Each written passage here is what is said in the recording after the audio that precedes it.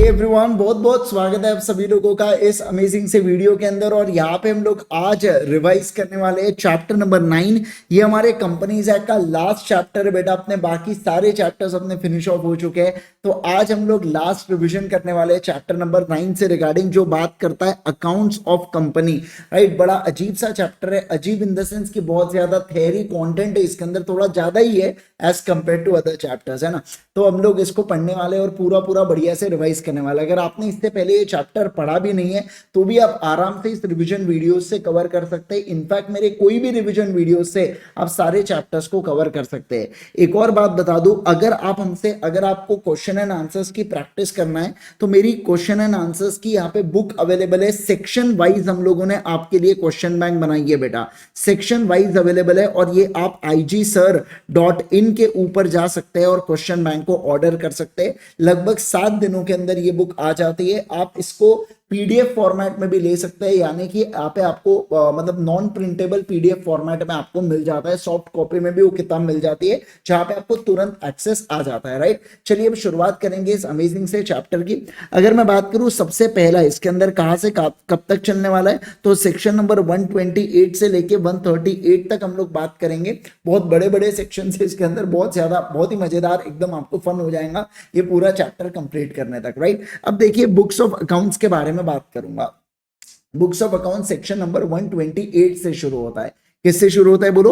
128 से रिलेटेड होता है। अब ये जो 128 है ये क्या कहता है, देखिए ये कहता है कि हर एक कंपनी ने बुक्स ऑफ अकाउंट्स को बनाना चाहिए। जब हम लोग चैप्टर 1 का रिवीजन किए थे तो बुक्स ऑफ अकाउंट्स में क्या क्या आता है हम लोग जानते हैं कि बुक्स ऑफ अकाउंट्स के अंदर सब कुछ प्रॉफिट एंड लॉस और वो सारी चीजें वहां पे आपको डालना पड़ता है। मनी एक्सपेंडेड एंड स्पेंड कहाँ पे किया वो सब आपको बताना पड़ता है। इसके साथ साथ फाइनेंशियल स्टेटमेंट्स भी इसके अंदर आते हैं जो आपको हर एक फाइनेंशियल ईयर के लिए प्रिपेयर करना है। यानी कि कंपनी सर प्रिपेयर करेंगे बुक्स ऑफ अकाउंट्स को भी पहला, और दूसरा फाइनेंशियल स्टेटमेंट्स को भी हर एक साल के लिए, जो क्या दर्शाता है, जो ट्रू एंड फेयर व्यू देता है। क्या देता है बोलो? ट्रू एंड करेक्ट के बारे में बात नहीं कर रहे, ट्रू एंड फेयर व्यू के बारे में बात करें। मतलब मोटा मोटी तौर पर सब कुछ सही होना चाहिए, मटेरियल मिसस्टेटमेंट हमको नहीं लगेगा। क्या कहा मैंने बोलो? मटेरियल मिसस्टेटमेंट हमको नहीं लगेगा, ऐसा यहाँ पे बोला जा रहा है। ठीक है ना सर? क्या ब्रांच ऑफिस का भी बुक्स ऑफ अकाउंट्स मेंटेन करना पड़ेगा? बिल्कुल बिल्कुल मेंटेन करना पड़ेगा। एक बात बता दो, बुक्स ऑफ अकाउंट्स आपको अक्रूवल और डबल एंट्री सिस्टम के ऊपर मेंटेन करना होता है। अक्रूवल सिस्टम के ऊपर मतलब पैसा आए या ना आए उससे फर्क नहीं पड़ता, अगर वो अक्रू हो रहा है तो मेंटेन कीजिए, और डबल एंट्री सिस्टम के ऊपर मेंटेन करना है। सर कहां पे बुक्स ऑफ अकाउंट्स रखे जाते हैं? कंपनी के बुक्स ऑफ अकाउंट्स आप रजिस्टर्ड ऑफिस में रखेंगे, या आप कोई any other place in India, यानी कि आप कश्मीर में भी रख सकते हैं सर, कोई प्रॉब्लम नहीं है। बस बोर्ड ऑफ डायरेक्टर्स जब भी डिसाइड करे उससे 7 दिनों के अंदर रजिस्ट्रार को AOC 5 फाइल कर देना, जिसमें आप फुल एड्रेस की डिटेल दे रहे हो। फिर से कहूंगा सर, कंपनी के बुक्स ऑफ अकाउंट्स आप रजिस्टर्ड ऑफिस में रखो या एनी अदर प्लेस में रखो।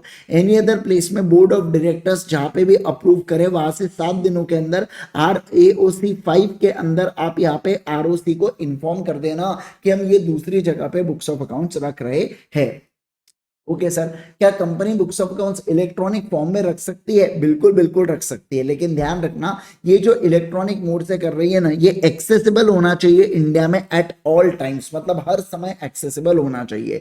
इसके अलावा ध्यान रखना, जिस अकाउंटिंग सॉफ्टवेयर का आप प्रयोग कर रहे हो, तो जिस भी अकाउंटिंग सॉफ्टवेयर का आप प्रयोग करो उसके अंदर फीचर होना चाहिए ऑडिट ट्रेल का, जो एडिट लॉग मेंटेन कर सके। मतलब कि जो भी हम लोग चेंजेस करते हैं बुक्स ऑफ अकाउंट से, तो वो चेंजेस कब किया और क्या क्या किया उसके लिए एक सेपरेट एडिट लॉग मेंटेन हो जाए। और तीसरा, ऑडिट ट्रेल को डिसेबल नहीं कर पाए। क्या बोला मैंने? बोलो, ऑडिट ट्रेल को डिसेबल नहीं कर पाए। ऑडिट ट्रेल का मतलब क्या होता है? प्रॉपर कि कौन रिकॉर्ड कर रहा है, क्या रिकॉर्ड कर रहा है, कैसे रिकॉर्ड कर रहा है, कौन से समय रिकॉर्ड कर रहा है, पूरा प्रॉपर ट्रेल मेंटेन करना। समझ रहे? तो एक प्रॉपर ऑडिट ट्रेल होना चाहिए हर एक ट्रांजैक्शन का, एडिट लॉग होना चाहिए और ऑडिट ट्रेल डिसेबल नहीं होना चाहिए। ये सॉफ्टवेयर 1 अप्रैल 2023 के बाद यहाँ पे अकाउंटिंग सॉफ्टवेयर का प्रयोग करना है क्या? बिल्कुल बिल्कुल करना है। अब देखो क्या बोला जा रहा है। अब बोला गया है कि जो written in the original and accurate form, मतलब जो आप बुक्स ऑफ अकाउंट्स मेंटेन कर रहे हो बाकी पेपर्स में ना, तो ध्यान रखना आपने इसको रिटेन, आपने इसको संभाल के रखना है सेम फॉर्मेट के अंदर जिसमें वो ओरिजिनली जनरेट हुए थे, सेंड हुए थे या रिसीव हुए थे। इसको इसको कंप्लीट और अनअल्टर्ड रखना है। अनअल्टर्ड मतलब किसी भी प्रकार के कोई भी चेंजेस आपको नहीं करना है, ठीक है सर।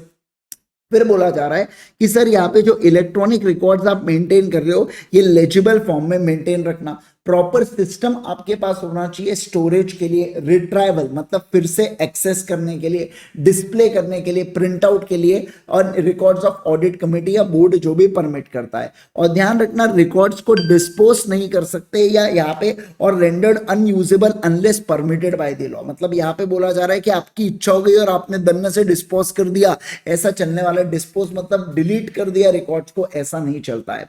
एक और बात बोली गई है, आपने बैकअप मेंटेन रखना है, और ये जो बैकअप अगर आप इंडिया के बाहर भी अगर आपके सर्वर्स है तो कोई दिक्कत की बात नहीं, आप physically located on the server on daily basis के ऊपर आप क्या रखेंगे सर, उस बैकअप को लेते हुए चलेंगे, ठीक है। अब रजिस्ट्रार को आपको कुछ कुछ चीजें इंटीमेट करना पड़ेगा एनुअल बेसिस के ऊपर, यानी कि एनुअल बेसिस सालाना आपको ये बातें बताना पड़ेगा कि कौन हमारा सर्विस प्रोवाइडर है, आईपी एड्रेस क्या है, लोकेशन ऑफ सर्विस प्रोवाइडर क्या है, जो books of accounts and other papers है क्या जो हमने क्लाउड के ऊपर मेंटेन किया है तो उसका एड्रेस बताना है सर्विस प्रोवाइडर। जैसे अमेजॉन वेब सर्विसेज ये क्लाउड की सर्विस देती है तो अमेजॉन वेब सर्विस का नाम बताइए आप।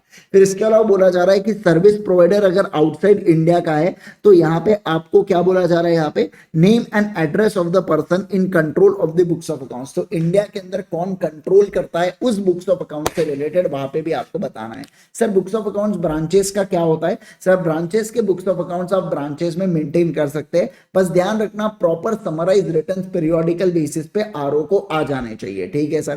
क्वार्टरली इंटरवल्स के ऊपर अगर मुझे एक बात बताइए, क्वार्टरली इंटरवल्स के ऊपर यहाँ पे आप भेजते रहेंगे और रजिस्टर्ड ऑफिस के ऊपर मेंटेन होंगे और डायरेक्टर्स चाहे तो उसको इंस्पेक्ट कर सकते हैं। अब इंस्पेक्शन के बारे में बता रहा हूं, ध्यान रखना बुक्स ऑफ अकाउंट्स को केवल और केवल डायरेक्टर इंस्पेक्ट कर सकते हैं, मेंबर्स इंस्पेक्ट नहीं कर सकते, क्रेडिटर्स इंस्पेक्ट नहीं कर सकते या कोई और नहीं कर सकता, केवल और केवल डायरेक्टर कर सकता है, वो भी बिजनेस आवर्स के अंदर।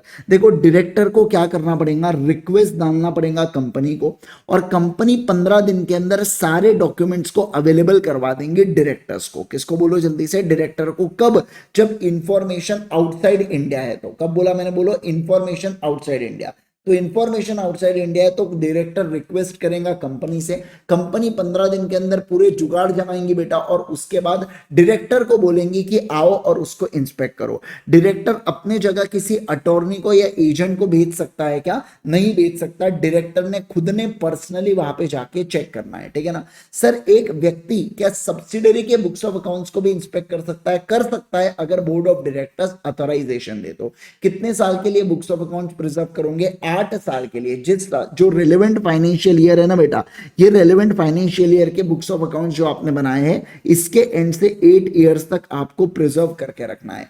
लेकिन 8 साल से ज्यादा भी कर लेना अगर सेंट्रल गवर्नमेंट आपको ऑर्डर देता है, डायरेक्ट करता है कि 8 साल से ज्यादा प्रिजर्व करो, तब भी आप कर सकते हो। सर कौन कौन पर्सन रिस्पॉन्सिबल होंगे अगर proper books of accounts maintain नहीं किया है तो यहाँ पे managing director, whole time director, CFO या एनी पर्सन जिसको बोर्ड ने अथॉरिटी दी थी इसके बारे में, उसको 50,000 से लेके 5 लाख रुपए तक का फाइन लगता है। कितना फाइन लगता है बोलो, 50,000 से 5 लाख रुपए तक का फाइन लगता है अगर वो बुक्स ऑफ अकाउंट्स में किसी भी प्रकार की गड़बड़ी करता है तो हम लोगों ने यहाँ पे बातचीत किया। समझ गए क्या, सारे लोग बोलेंगे जल्दी से, बात समझ में आ गई है क्या? यस चलिए अब आगे बढ़ेंगे सर नेक्स्ट वाले केस के ऊपर। अब चलते हैं हम लोग, मूव करते हैं नेक्स्ट पॉइंट पे।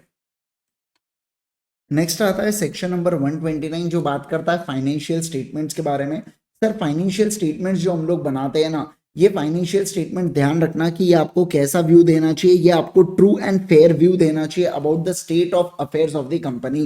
क्या बोला गया बताइए सर, ये जो फाइनेंशियल स्टेटमेंट्स है ये ट्रू एंड फेयर व्यू देना चाहिए about the state of affairs of the company, और दूसरा ये कंप्लाई करना चाहिए अकाउंटिंग स्टैंडर्ड को जो सेक्शन नंबर 133 नोटिफाई करता है। 133 कौन से, इसका ऑब्वियस सी बात है कंपनीज एक्ट का। तो देखो मैंने क्या कहा सर, कंपनी के फाइनेंशियल स्टेटमेंट्स जो होते हैं ये ट्रू एंड फेयर व्यू होना चाहिए। हम ये नहीं कहते हमें 100% आपका करेक्ट इंफॉर्मेशन चाहिए, लेकिन कम से कम उसके अंदर मटेरियल मिसस्टेटमेंट नहीं होना चाहिए। और दूसरा, वो अकाउंटिंग स्टैंडर्ड को कंप्लाई करना चाहिए। क्या करना चाहिए बोलो? अकाउंटिंग स्टैंडर्ड को कंप्लाई करना चाहिए, ठीक है। तीसरा देखो क्या बोला गया है, it shall be in the form और फॉर्म्स एज में be prescribe for different classes of company schedule 3। मतलब बोला जा रहा है फाइनेंशियल स्टेटमेंट शेड्यूल 3 के हिसाब से होना चाहिए। मतलब देखो तीन रिक्वायरमेंट बोलती, ट्रू एंड फेयर व्यू हो, अकाउंटिंग स्टैंडर्ड हो, शेड्यूल 3 के हिसाब से हो। परफेक्ट सर, डन है। लेकिन ध्यान रखना, ये जो अपन ने सबसेक्शन 1 पढ़ा, ये एप्लीकेबल नहीं होता है कुछ कंपनीज के ऊपर। इंश्योरेंस, बैंकिंग, इलेक्ट्रिसिटी और स्पेशल एक्ट की कंपनीज के ऊपर एप्लीकेबल नहीं होता। जैसे इंश्योरेंस के लिए इंश्योरेंस एक्ट है, बैंकिंग के लिए बैंकिंग रेगुलेशन एक्ट है, इलेक्ट्रिसिटी के लिए इलेक्ट्रिसिटी एक्ट है। तो उनके रिस्पेक्टिव एक्ट बताते हैं कि आपको क्या करना है, कैसे प्रिपेयर करना है। वैसे भी हम लोगों ने एप्लीकेबिलिटी ऑफ कंपनीज एक्ट के ऊपर पहले जब कंपनीज एक्ट की शुरुआत होती है तब अपन ने पढ़ा था कि इनका रिस्पेक्टिव एक्ट और कंपनीज एक्ट के बीच में घमासान युद्ध होता है, तो जीतना इनका रिस्पेक्टिव एक्ट वाला ही है। ओके सर, सबसेक्शन 2 की ओर चलेंगे। फिर बोला गया कि हर एक एनुअल जनरल मीटिंग में, हर एक एजीएम में आपने क्या करना चाहिए, बोर्ड ऑफ डायरेक्टर्स, आपने मतलब बोर्ड ऑफ डायरेक्टर्स ने इस मीटिंग के अंदर फाइनेंशियल स्टेटमेंट्स को लेट डाउन करना चाहिए अपने मेंबर्स के सामने। अब एजीएम अपन लोगों ने पढ़ा था बेटा कि साल में एक बार होना चाहिए, 2 एजीएम के बीच में 15 महीने से ज्यादा का गैप नहीं होना चाहिए। फाइनेंशियल ईयर के एंड से 6 महीने के अंदर एजीएम होना चाहिए। फर्स्ट एजीएम में तो 9 महीने का समय दिया जाता है, एक्सटेंशन भी आपको 3 महीने का मिलता है जब आप सब्सिक्वेंट एजीएम लेते हैं। तो अब देखो और क्या, कंसोलिडेटेड फाइनेंशियल स्टेटमेंट्स के बारे में बात करेंगे। सर जो कंसोलिडेटेड फाइनेंशियल स्टेटमेंट को शॉर्ट में बोला जाता है सीएफएस, तो मैं आगे से सीएफएस ही रेफर करूंगा। अब देखो क्या सर, एक कंपनी है, मान लीजिए जैसे टाटा। अब टाटा के अंदर बहुत सारे, टाटा मोटर है, टाइटन है, और ऐसे कितने सारे ब्रांड्स हैं इन लोगों के, स्टारबक्स आ गया, ये आ गया, वो गया, ऐसे बहुत सारे इन लोगों की कंपनीज है। अब ये सारी जितनी भी सब्सिडरी, एसोसिएट और ये जितनी भी कंपनीज है ना, जॉइंट वेंचर, इन सबके फाइनेंशियल स्टेटमेंट्स को मिला के टाटा ग्रुप जब एक फाइनेंशियल स्टेटमेंट्स बनाता है तो उसे बोला जाता है कंसोलिडेटेड फाइनेंशियल स्टेटमेंट्स। मतलब क्या, कंसोलिडेटेड फाइनेंशियल स्टेटमेंट्स को प्रिपेयर करना कंपनी के साथ में सारी सब्सिडरीज, एसोसिएट और जॉइंट वेंचर के, और ये सीएफएस को भी लेट डाउन किया जाता है, इसको भी बताया जाता है, मतलब एजीएम में मेंबर्स के सामने रखा जाता है। क्या, बिल्कुल बिल्कुल सर। सेलिएंट फीचर्स के बारे में बात कर रहा है of financial statement of subsidiary, associate या जॉइंट वेंचर। तो ये कह रहा है कि आप एक स्टेटमेंट बनाओगे। क्या बनाओगे बोलो? सर आपको एक स्टेटमेंट बनाना पड़ेगा, और इस स्टेटमेंट के अंदर आपने सेलिएंट फीचर्स, इंपॉर्टेंट बता दो, टर्नओवर बता दो, ग्रॉस प्रॉफिट बता दो, नेट प्रॉफिट बता दो। ये सारे इंपॉर्टेंट चीजें आपने एक स्टेटमेंट के माध्यम से एओसी 1 के अंदर आपने बताना है। क्या, बिल्कुल बिल्कुल बता देना। अब मैनर ऑफ कंसोलिडेशन कौन डिटरमाइन करेगा? सेंट्रल गवर्नमेंट, जो कहती है कि शेड्यूल 3 के हिसाब से कंसोलिडेशन को कर लेना। अब देखो और क्या बोला जा रहा है, कुछ एक्सेप्शंस के बारे में मैं आपको बता रहा हूं। अब मान लो ये पहला पॉइंट, अब कोई कंपनी है, कंपनी कंसोलिडेटेड फाइनेंशियल स्टेटमेंट्स को प्रिपेयर करती है, या कंपनी को सीएफएस बनाना है लेकिन एएस मना करता है, तो कंपनी अगर लॉ के हिसाब से, यानी कि कंपनीज एक्ट 2013 के हिसाब से अगर बना लेती है ना, तो मैं कहूंगा बात चलेगा। क्या, बिल्कुल बिल्कुल चल जाएगा सर, कोई प्रॉब्लम नहीं है उसके अंदर। क्या कहा मैंने, बोलो? कोई प्रॉब्लम नहीं है उसके अंदर सर, टेंशन नहीं है। तो कंपनी अगर सीएफएस बनाती है, भली एएस मना करता है और लॉ के हिसाब से बना लेती है, तो भी बात बन जाती है, बिल्कुल बिल्कुल बन जाती है। फिर मैं आपको एक्सेप्शन बताने जा रहा हूं while preparing the consolidated financial statement. मतलब कुछ कंपनीज ऐसी है जिनको कंसोलिडेटेड फाइनेंशियल स्टेटमेंट्स एप्लीकेबल नहीं होता। ये अब रेलेवेंट पॉइंट नहीं है, ये एकदम शुरुआत के 2014-15 वगैरह से रिलेटेड रेलेवेंट पॉइंट्स है, अब आपको उसके ऊपर ध्यान नहीं देना है। अब यहां पे आप देखिए एक्सेप्शंस बहुत ज्यादा इंपॉर्टेंट है कि कब आपको एग्जेम्पशन मिल जाएगा इन प्रिपेयरिंग सीएफएस। तो देखो क्या बोला जा रहा है, अगर कोई कंपनी होली ओन सब्सिडरीज है, ठीक है ना, और उसके सारे मेंबर्स एग्री कर जाते हैं राइटिंग के अंदर विद प्रूफ ऑफ डिलीवरी कि उन्हें कोई दिक्कत नहीं है अगर कंपनी सीएफएस नहीं बनाती है तो। दूसरा, वो जो कंपनी है बेटा वो लिस्टेड नहीं होनी चाहिए, या इन द और ना ही in the process of listing होनी चाहिए। लिस्टेड भी नहीं है, ना ही in the process of listing है, चाहे इंडिया के अंदर हो या इंडिया के बाहर हो, हमको कहीं पे भी नहीं चाहिए। और बोला जा रहा है कि जो अल्टीमेट या जो होल्डिंग कंपनी अल्टीमेट वो सीएफएस फाइल करती है। जैसे देखो, मान लो सर मैं बात करूंगा यहाँ पे, ए कंपनी, इसकी सब्सिडरी है बी और बी की सब्सिडरी है सी। वैसे देखा जाए तो बी ने भी क्या करना चाहिए, बी ने भी कंसोलिडेटेड फाइनेंशियल स्टेटमेंट्स फाइल करना चाहिए क्योंकि सी उसकी सब्सिडरी है। तो अब सवाल क्या बनता है, देखो बी खुद को एग्जेम्प्ट करा सकती है कब, जब वो अपने सारे मेंबर से राइटिंग में ले लेती है कि भैया आपको सीएफएस बनाने की जरूरत नहीं, पहला। दूसरा, ये अनलिस्टेड कंपनी और इन द प्रोसेस ऑफ अनलिस्टेड रहना चाहिए, अनलिस्टेड होना चाहिए। और तीसरा क्या बोला, इसकी जो अल्टीमेट होल्डिंग है कौन सी है, ए कंपनी इसकी अल्टीमेट होल्डिंग है। तो अल्टीमेट कंपनी क्या सीएफएस फाइल करती है क्या, yes ultimate company CFS file करती है। बस ये बात यहाँ पे होना चाहिए। क्या कहा मैंने, बोलो बस ये बात यहाँ पे होना चाहिए। क्या आप इस बात को समझे? सारे लोग जल्दी जल्दी बोलो मुझे, क्या आप लोग इस बात को समझे क्या, है ना? Yes sir. क्या मैं आगे बढ़ू?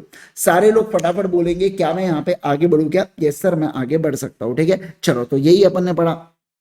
फिर और क्या बोला सर, फिर अपन यहाँ पे देखेंगे disclosure of deviation from accounting standard along with the reason and effect करके। मतलब यहाँ पे अगर आप कोई डेविएशन करते हो अकाउंटिंग स्टैंडर्ड के हिसाब से तो उसके बारे में आपको बताना है। जैसे देखो स्टॉक जो होता है वो कॉस्ट और एनआरवी विचएवर इज लोअर पे मेंटेन्ड होता है, या आप मान लो फीफो या वेटेड एवरेज का प्रयोग कर सकते हो। अब मैंने क्या किया, मैंने लीफो का प्रयोग किया, तो ऐसे केस के अंदर मुझे डिस्क्लोज करना पड़ेगा मेरे डेविएशन के बारे में कि मैंने लीफो का प्रयोग किया।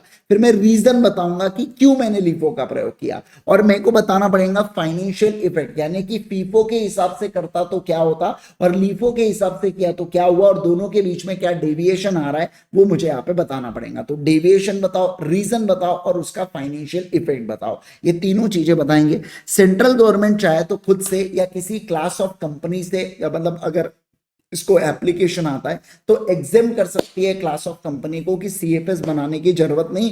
जैसे इन्होंने डिफेंस प्रोडक्शन वाले कंपनी को मना कर दिया है कि आप सेक्शन नंबर 129 को नहीं फॉलो करेंगे तो हमारा बात चल जाएंगी, कोई प्रॉब्लम नहीं है। अब पेनल्टी के बारे में बात करूंगा।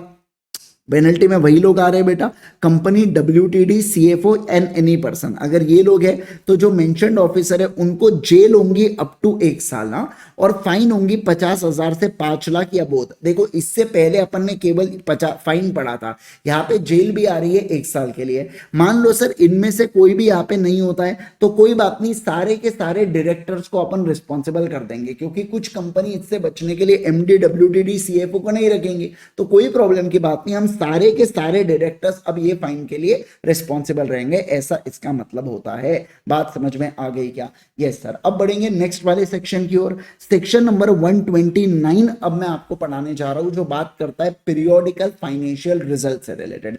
देखो क्या होता है कि अनलिस्टेड कंपनी के केस में ये पीरियोडिकल फाइनेंशियल रिजल्ट्स वाला पॉइंट आ रहा है 129A, क्योंकि लिस्टेड कंपनी के ऊपर ऑलरेडी बहुत सारे सेक्शंस लग चुके हैं। ऑलरेडी वो क्वार्टरली फाइलिंग करता ही है, हाफ ईयरली फाइलिंग करता ही है, वो अपनी इंफॉर्मेशन देते ही रहता है किसी ना किसी माध्यम से। लेकिन ये अनलिस्टेड कंपनी ना छूट जाएंगी, तो हम लोग क्या करते हैं, हम लोग इनके लिए जाल बुने हैं सेक्शन नंबर 129A का, जो क्या कहता है, अनलिस्टेड कंपनी से कहता है सेंट्रल गवर्नमेंट बोलती है कि मैं प्रिस्क्राइब करूंगा वो क्लासेस ऑफ अनलिस्टेड कंपनी को। अभी तक प्रिस्क्राइब नहीं किया लेकिन एक प्रोविजन डाल के रख दिया कि ऐसी अनलिस्टेड कंपनी जो प्रिपेयर करती है financial results of company on such periodical basis, है ना, मतलब प्रिपेयर करना पड़ेगा आपको फाइनेंशियल रिजल्ट पीरियोडिकल बेसिस के ऊपर, और अप्रूवल लेना पड़ेगा बोर्ड ऑफ डायरेक्टर्स, और एक बार अप्रूवल मिल गया तो ऑडिट करवाना या लिमिटेड रिव्यू आप यहां पे करवा सकते हो। ऑडिट डिटेल में होता है, लिमिटेड रिव्यू डिटेल में उतना नहीं होता।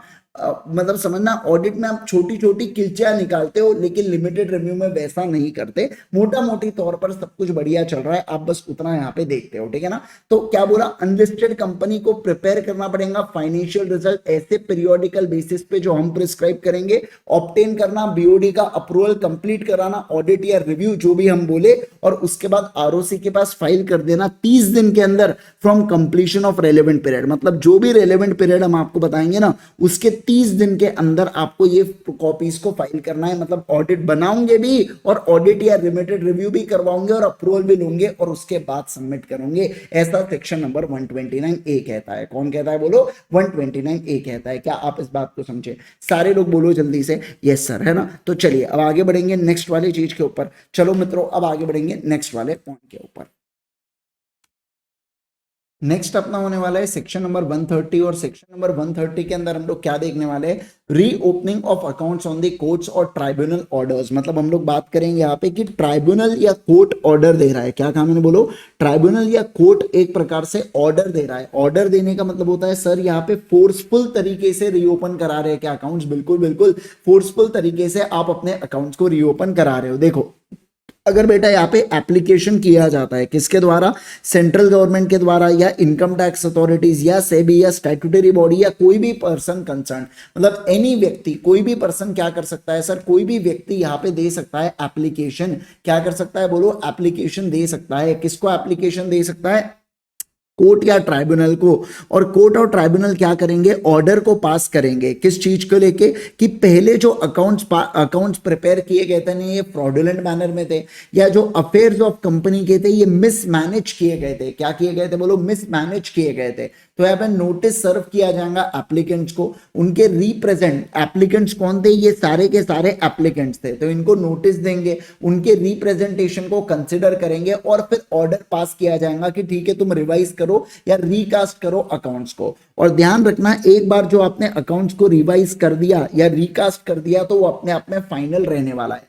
अब सवाल बनता है कितने साल के ईयर को आप यहां पे कर सकते हो, तो देखो करंट फाइनेंशियल ईयर से पिछले 8 सालों तक आप यहां पे उन सारे अकाउंट्स को क्या कर सकते हो, उन सारे अकाउंट से रिलेटेड आप यहां पे चेंजेस कर सकते हो, रीओपन कर सकते हो, समझ रहे। लेकिन अगर सेंट्रल गवर्नमेंट ने बोला था कि 8 साल के बियॉन्ड आपने बुक्स ऑफ अकाउंट्स को मेंटेन करना है, तब उस केस के अंदर आप 8 साल के बियॉन्ड भी जा सकते हैं क्या, बिल्कुल बिल्कुल जा सकते हैं। तो देखो मैंने क्या कहा सर, कंपनी नहीं करेंगी क्या रीओपन या recast unless application is made by, application कौन करे, सीजी करे या इनकम टैक्स अथॉरिटी या सेबी करे या स्टैट्यूटरी बॉडी या कोई भी पर्सन, किसे करे, कंपिटेंट कोर्ट या ट्राइब्यूनल को करे, और वो ऑर्डर को पास करेंगे किस चीज को लेके, कि पहले जो बुक्स ऑफ अकाउंट्स बनाते छे मतलब क्या कि फ्रॉडुलेंट मैनर में थे या अफेयर्स ऑफ कंपनी मिसमैनेज किए गए ड्यूरिंग द रेलेवेंट पीरियड के अंदर, तो फिर वो नोटिस देंगे, इन सारे जिनसे भी एप्लीकेशन आया उनको नोटिस देंगे, और वो जिन उन्हें एप्लीकेंट्स बोला जाता है,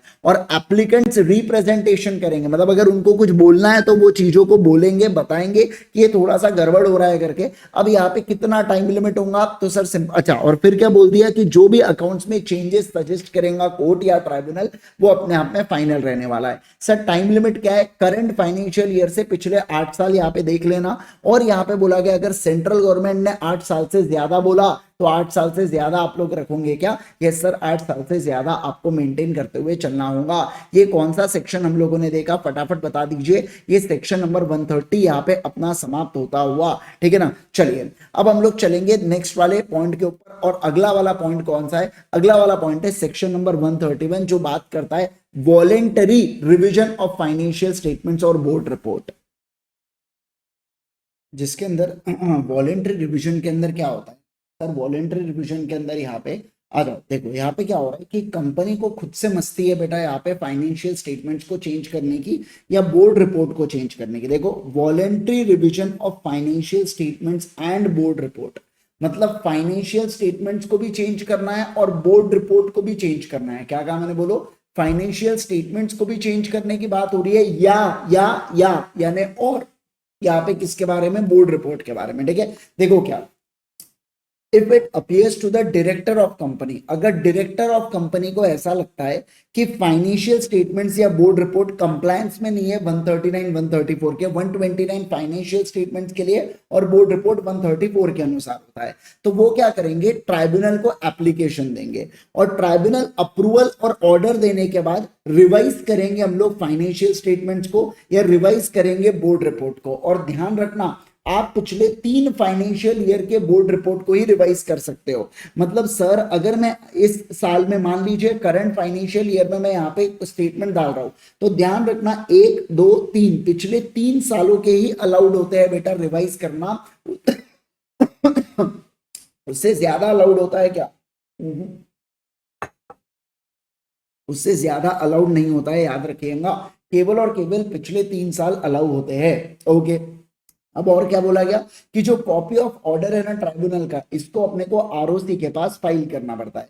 चलो इसको डिटेल में पढ़ेंगे। क्या बोला जा रहा है, देखो जब आपको ऐसा लगता है, डायरेक्टर ऑफ कंपनी को ऐसा फील होता है, कैसा फील होता है कि मेरे फाइनेंशियल स्टेटमेंट्स की ऐसी तैसी हो रखी है, सेक्शन नंबर 129 के तहत नहीं है, या मान लो जो मैं बोर्ड रिपोर्ट बना रहा हूं ना ये भी कंप्लाई नहीं करता 134 को, तो ये क्या कर सकते हैं, रिवाइज कर सकते हैं financial statements and board report को पिछले 3, समझना any of the 3 preceding financial year के लिए। लेकिन कब, जब इनको ट्राइब्यूनल से अप्रूवल मिलेगा, और ट्राइब्यूनल को ये अप्रूवल कौन से फॉर्म में मांगते हैं, एनसीएलटी 1 फॉर्म के अंदर मांगते हैं, जब से बोर्ड ने डिसीजन लिया है। मतलब आप ये कह रहे हो कि सर जिस दिन से बोर्ड ने डिसीजन लिया है, बोर्ड रेजोल्यूशन पास हुआ है, तो वहां से 14 दिन के अंदर आपको एनसीएलटी 1 भेजना पड़ेगा ट्राइब्यूनल को। हाँ, एनसीएलटी 1 भेजना पड़ेगा। और एक बार ट्राइब्यूनल ने ऑर्डर दिया ना बेटा, तो समझना, तो ट्राइब्यूनल का ऑर्डर अपन आरओसी के पास फाइल करते हैं, समझना कब से, within 30 days of the date of receipt of certified copy. मतलब 30 दिन के अंदर आपको किसके पास फाइल कर देना पड़ता है, आरओसी के पास भी यहाँ पे आपको फाइल कर देना पड़ता है क्या, बिल्कुल। मतलब जिस दिन मुझे रिसिप्ट ऑफ कॉपी होगा ना, वहां से सर 30 दिन के अंदर मैं इसको फाइल कर दूंगा आरओसी के पास। अब सारे लोग समझ रहा, मैं आपको डिटेल में समझाने जा रहा हूं क्या क्या यहाँ पे बोला जा रहा है करके, ठीक है ना। देखिए सबसे पहली बात तो कोई भी रिवाइज फाइनेंशियल स्टेटमेंट्स या बोर्ड रिपोर्ट के बारे में, it shall not be prepared या file more than once in a year. मतलब साल में आप एक बार ही फाइनेंशियल स्टेटमेंट्स को रिवाइज करने के लिए बोल सकते हो, या आप एक बार ही बोर्ड रिपोर्ट को रिवाइज करने के लिए बोल सकते हो। सर आप तो 3 साल बोल रहे थे, वो तो पिछले 3 साल के पुराने फाइनेंशियल स्टेटमेंट को रिवाइज नहीं कर सकते। मान लो 2 साल पहले कोई फाइनेंशियल स्टेटमेंट्स खराब था, मैं आज बोल सकता हूं कि मेरे को वो रिवाइज करना है, समझना बात को, मैं बोल सकता हूं, है ना। लेकिन फिर एक बार मुझे, मान लीजिए, समझो आप बात को जो मैं कह रहा हूं, ये एक क्या है बेटा, ये एक फाइनेंशियल स्टेटमेंट, ये एक ईयर है, ठीक है। अब मुझे 2 पिछले दूसरे साल के फाइनेंशियल स्टेटमेंट्स में गलती मिलती है, मैं उसके रिवीजन के लिए डालता हूं, तो मैं इसी साल में फिर से फाइनेंशियल स्टेटमेंट्स को इस साल के रिवाइज करने के लिए डाल सकता हूं क्या, नहीं डाल सकता। साल में एक ही बार एफएस के लिए और एक ही बार एआर के लिए। मतलब सर आपका ये कहना है कि आपने फाइनेंशियल स्टेटमेंट्स के लिए डाला, इसके अलावा अब आप बोर्ड रिपोर्ट के लिए डालोगे तो चल जाएगा इस ईयर में, हाँ चलेगा, क्योंकि एफएस के लिए एक लिमिट है और बीआर के लिए एक लिमिट है, बोर्ड मतलब बोर्ड रिपोर्ट के लिए एक लिमिट है, ठीक है ना। यस, अब देखो और क्या बोला गया। अब देखिए एनसीएलटी को आपको देना पड़ेगा कुछ डॉक्यूमेंट्स। सबसे पहली बात तो आप एप्लीकेशन करते हो एनसीएलटी 1 फॉर्म के अंतर्गत, जिसमें आप फाइनेंशियल ईयर के बारे में बताओगे कि कौन से अकाउंट्स है, मतलब कौन से ईयर के अकाउंट्स है, इस साल का है, पिछले साल का है, उसके पिछले साल का है, आपको बताना पड़ेगा। फिर आप नेम एंड कॉन्टैक्ट डिटेल्स दोगे मैनेजिंग डायरेक्टर का, सीएफओ का, डायरेक्टर्स का, कंपनी सेक्रेटरी का, जो रिस्पॉन्सिबल थे for maintenance of books of accounts and financial statements. फिर क्या बोला गया, अगर ऑडिट हुआ है तो ऑडिटर कौन था उसकी भी डिटेल्स देना। फिर बोला है कि बोर्ड रेजोल्यूशन की कॉपी देना, और आप उसमें रीजन बताना कि कौन से ग्राउंड्स के ऊपर आप रिवीजन मांग रहे हो। क्या आपको ऐसी गलती मिल गई फाइनेंशियल स्टेटमेंट्स में या बोर्ड रिपोर्ट में जिसके कारण आप कह रहे हो कि हमें रिवीजन करवाना है। अब मान लो मेजॉरिटी ऑफ डायरेक्टर्स अगर चेंज हुए बेटा, ये डिसीजन लेने से पहले अगर मेजॉरिटी ऑफ डायरेक्टर्स अगर आपके चेंज हुए, तो उसके बारे में भी बताना। हो सकता है कुछ लफड़ा हो करके तभी वो डायरेक्टर्स छोड़ के भाग गए। फिर देखो क्या बोला, कंपनी को एडवर्टाइज करना पड़ेगा एप्लीकेशन में at least 14 days before the hearing करके। मतलब क्या बोला कि आप, मैं एनसीएलटी को एप्लीकेशन दूंगा ना, एनसीएलटी मेरे को तारीख देंगी, तारीख पे तारीख, तारीख पे तारीख, यानी कि वही वाली तारीख, कौन सी, हियरिंग डेट। तो हियरिंग डेट 14 डेज के पहले, हियरिंग डेट से 14 डेज पहले मैं एडवर्टाइजमेंट करूंगा, सुनो सुनो सुनो सुनो गांव वालों, मैंने एनसीएलटी को एप्लीकेशन दिया फाइनेंशियल स्टेटमेंट्स को रिवाइज करने के लिए, बोर्ड रिपोर्ट को रिवाइज करने के लिए। ऐसा आपको मतलब इन शॉर्ट इन्होंने क्या बोल दिया कि एनसीएलटी 14 दिन तो अपना जजमेंट नहीं दे रहा मिनिमम, ऐसा इन्होंने बोल दिया। उसके बाद की वो आपको हियरिंग डेट देंगे। फिर देखो क्या बोला, ट्राइब्यूनल इशू करता है notice auditor of original financial statement को, और फिर ऑडिटर को जो ठीक लगता है वो अपने हिसाब से ऑर्डर को पास करता है। तो जब आप ट्राइब्यूनल का ऑर्डर आपको मिलता है तो आपको जनरल मीटिंग बुलाना पड़ता है, और जनरल मीटिंग में आप यहाँ पे नोटिस ऑफ द मीटिंग में आप अप्रूवल लेते हो, और अप्रूवल लेने के बाद आप फाइनेंशियल स्टेटमेंट्स को चेंज करते हो। तो जनरल मीटिंग का नोटिस जो है वो न्यूज़पेपर में दिया जाता है, इंग्लिश और वर्नाकुलर न्यूज़पेपर में यहाँ पे दिया जाता है। मीटिंग में अप्रूवल लोगे और रजिस्ट्रार को फाइल करोगे 30 दिन के अंदर from date of approval of general meeting. तो देखो क्या बोला गया, सबसे पहले सर बोर्ड यहाँ पे एनसीएलटी 140, जिस दिन आपका बोर्ड रेजोल्यूशन हुआ वहां से 14 डेज के अंदर आप ट्राइब्यूनल के पास एनसीएलटी 1 एप्लीकेशन लेके जाना और उसमें पूरी पूरी डिटेल्स डालना जो अपने अपने अगले नेक्स्ट पेज में पड़ी थी, पूरी डिटेल्स डालना। अब ट्राइब्यूनल आपको हियरिंग डेट देगा, उस हियरिंग डेट से कम 14 दिन पहले आपने एडवर्टीजमेंट दे देना है, ठीक है सर। अब एक बार ऑर्डर पास हो गया तो ऑर्डर पास होने के बाद अब जनरल मीटिंग कंडक्ट करके नोटिस दे देना इंग्लिश और वर्नाकुलर लैंग्वेज में। फिर जिस दिन आपके फाइनेंशियल स्टेटमेंट्स अप्रूव हो जाएंगे वहां से 30 दिन के अंदर आरओसी को दे देना सर कि हमने क्या किया है, फाइनेंशियल स्टेटमेंट्स को या बोर्ड रिपोर्ट को हमने अपडेट कर दिया है, ऐसा आरओसी को इन्फॉर्म कर देना। ये है आपकी पूरी पूरी प्रक्रिया। क्या आप बात को समझे? सारे लोग बोलो जल्दी से मुझे, क्या आप लोग इस बात को समझे क्या? Yes sir. अब देखो और क्या बोला गया। अब स्कोप ऑफ रिविजन में इनका क्या कहना है कि मतलब यहाँ पे आप जैसे देखो इनका कहना है कि where copies of previous financial statements या board have been sent out to members या डिलीवर्ड टू रजिस्ट्रार या laid before the company general meeting, तो revision must be confined to कितना, must be confined to correction in respect of previous that does not comply with the provision. मतलब आपका revision केवल उतना हो सकता है, क्या कहा मैंने, बोलो, आपका रिवीजन केवल और केवल उतना हो सकता है, केवल और केवल उतना हो सकता है जितना मतलब 129 को कॉन्ट्राडिक्ट कर रहा है या बोर्ड रिपोर्ट में 134 को कॉन्ट्राडिक्ट कर रहा है या इसके अगर कोई कॉन्सिक्वेंशियल अल्टरेशन होंगे तो बस उतने को अफेक्ट करना चाहिए, उससे ज्यादा स्कोप नहीं है रिवीजन अल्टर करने का। फिर बोला गया कि सेंट्रल गवर्नमेंट क्या कर सकती है, रिवाइज कर सकती है फाइनेंशियल स्टेटमेंट्स और डायरेक्टर रिपोर्ट को और उससे रिलेटेड रूल्स भी बना सकती है, कौन, सेंट्रल गवर्नमेंट। हालांकि इन्होंने क्या दे के रखा है सर, इन्होंने पावर आरडी को दे रखी है। ये सारी बात यहाँ पे आ जाती है, समझे क्या? सारे लोग बोलो जल्दी से, बात समझ में आ गई है क्या? अब अगला पॉइंट जो हम लोग यहाँ पे देखने वाले हैं वो कौन सा होने वाला है बेटा, वो होने वाला है निफ्रा से रिलेटेड। कौन सा पॉइंट होने वाला है, बोलो जल्दी से, निफ्रा से रिलेटेड। अब हमारा नेक्स्ट वाला पॉइंट यहाँ पे होने वाला है, ठीक है ना। चलो आ जाएंगे सर, निफ्रा क्या कहता है, देखो नेक्स्ट यहाँ पे जो हम लोग पढ़ने जा रहे हैं वो है बेटा निफ्रा से रिलेटेड हम लोग रूल्स पढ़ेंगे कि क्या होता है निफ्रा से रिलेटेड। सेक्शन नंबर 132 इस पे गवर्न करता है। कौन सा सेक्शन है बोलो, सेक्शन नंबर 132 है जो बात करता है constitution of national financial reporting authority, यानी कि निफ्रा से रिलेटेड सेक्शन नंबर 132 यहाँ पे आने जा रहा है। तो देखो इनका क्या कहना है कि सेंट्रल गवर्नमेंट क्या करेंगी, सेंट्रल गवर्नमेंट कॉन्स्टिट्यूट करेंगे निफ्रा को, यानी कि नेशनल फाइनेंशियल रिपोर्टिंग अथॉरिटी को। क्या था, पहले चार्टर्ड अकाउंटेंट्स के ऊपर एक ही गवर्निंग अथॉरिटी थी, आईसीआई। अब सिंस आईसीआई के ऊपर सेंट्रल गवर्नमेंट डायरेक्ट कंट्रोल नहीं कर सकती थी तो इन्होंने क्या किया, लॉ में कुछ चेंजेस किए, जहां पे इन्होंने ऐसा किया कि निफ्रा करके एक अथॉरिटी बना दी और बोला कि चार्टर्ड अकाउंटेंट्स को अब केवल और केवल आईसीआई नहीं निफ्रा भी बजा सकते हैं। ऐसा मतलब एक प्रकार से इन्होंने ऐसा यहाँ पे एनवायरमेंट क्रिएट किया, ठीक है। चलिए अब देखो, अब बात करेंगे कि निफ्रा तो सीएस के ऊपर लगता है, यानी कि ऑडिटर्स के ऊपर लगता है। बेसिकली जो कंपनी के ऑडिट करते हैं चार्टर्ड अकाउंटेंट्स, उनके ऊपर निफ्रा आता है। तो क्या सभी छोटे मोटे लोगों के ऊपर, सारे के सारे जितने भी छोटी कंपनीज है, बड़ी कंपनीज के ऑडिटर है, सारे लोगों के ऊपर निफ्रा लगेंगे क्या? नहीं नहीं, निफ्रा कुछ कंपनीज के ऊपर लगता है। जैसे देखो, मतलब कुछ कंपनी के ऑडिटर के ऊपर ही निफ्रा लगेंगे। तो कौन से कंपनी के ऑडिटर के ऊपर? ऐसी कंपनीज जो लिस्टेड है। दूसरा, ऐसी कंपनीज जो unlisted public company, unlisted public company जिसका पेड अप कैपिटल 500 करोड़ या उससे ज्यादा, एनुअल टर्नओवर 1000 करोड़ या उससे ज्यादा, या आउटस्टैंडिंग लोन या debentures on 31 March of immediately previous financial year अगर 500 करोड़ या उससे ज्यादा है, इनमें और लगा हुआ है। मतलब तीनों में से कोई भी एक कंडीशन सेटिस्फाई हो गई तो अनलिस्टेड पब्लिक कंपनी के ऑडिटर के ऊपर निफ्रा दन्ने से अप्लाई हो जाएगा।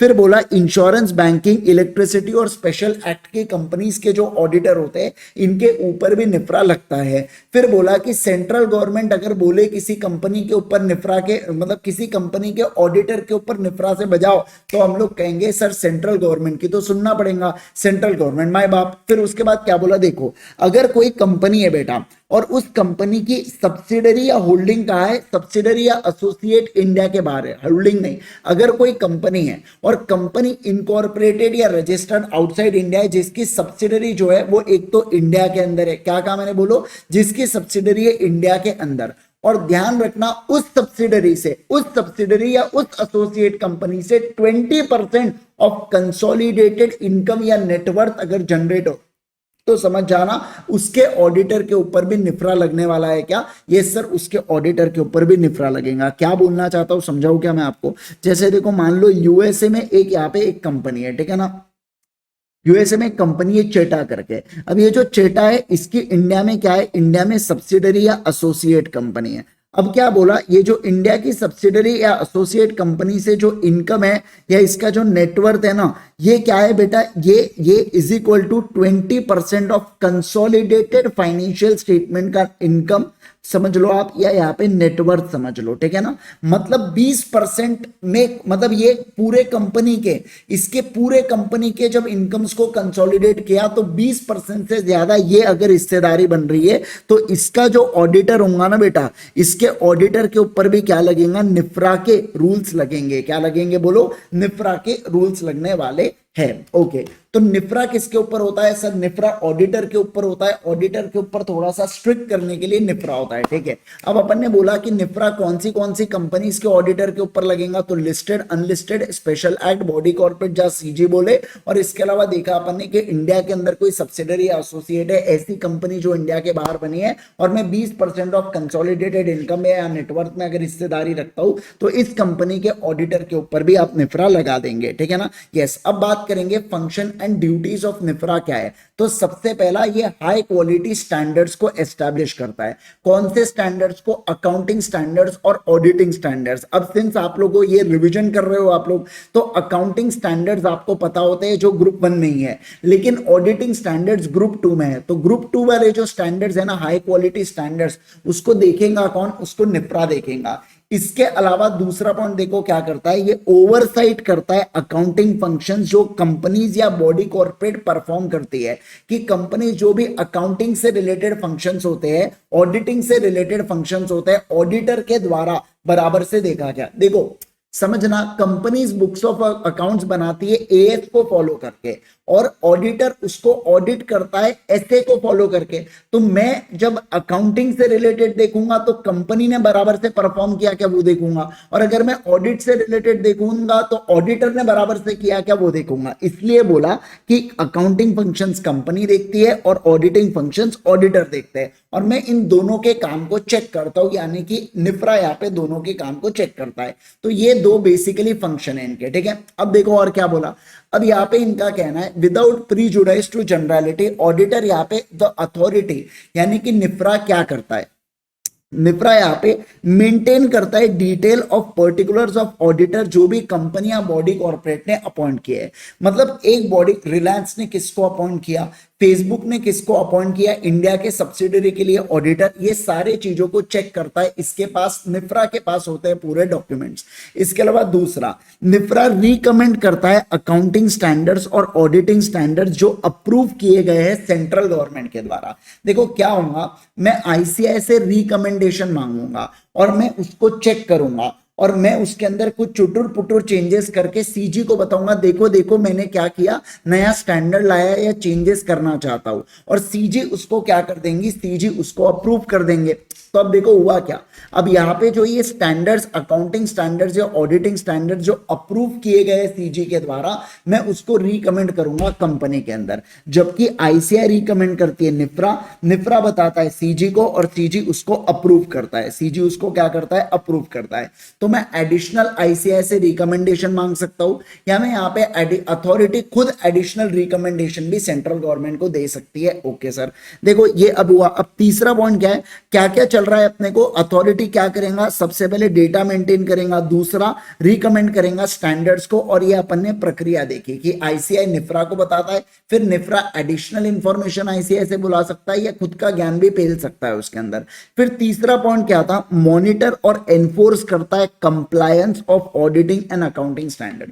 देखो हमने ऑडिटिंग स्टैंडर्ड लेके आ गए, देखो हमने अकाउंटिंग स्टैंडर्ड लेके आ गए, अब वो प्रॉपर तरीके से लोग उसको फॉलो कर रहे हैं या लोग उसको फॉलो नहीं कर रहे, उससे रिलेटेड मैं देखूंगा, मॉनिटर करूंगा और एनफोर्स करवाऊंगा। क्या करवाऊंगा बोलो, एनफोर्स कराऊंगा, चल बात को मान करके, बराबर देखूंगा और बोलूंगा चल बात को मान, उसे एनफोर्समेंट बोला जाता है। अब मॉनिटर एंड एनफोर्समेंट की बात चल रही है, तो कैसे मॉनिटर और एनफोर्स किया जाएगा, किसके बारे में, अकाउंटिंग स्टैंडर्ड्स को कैसे करेंगे। पहले अकाउंटिंग के बारे में पढ़ेंगे और बाद में फिर इसके बाद ऑडिटिंग के बारे में पढ़ेंगे। तो देखो अकाउंटिंग स्टैंडर्ड को कैसे एनफोर्स करूंगा।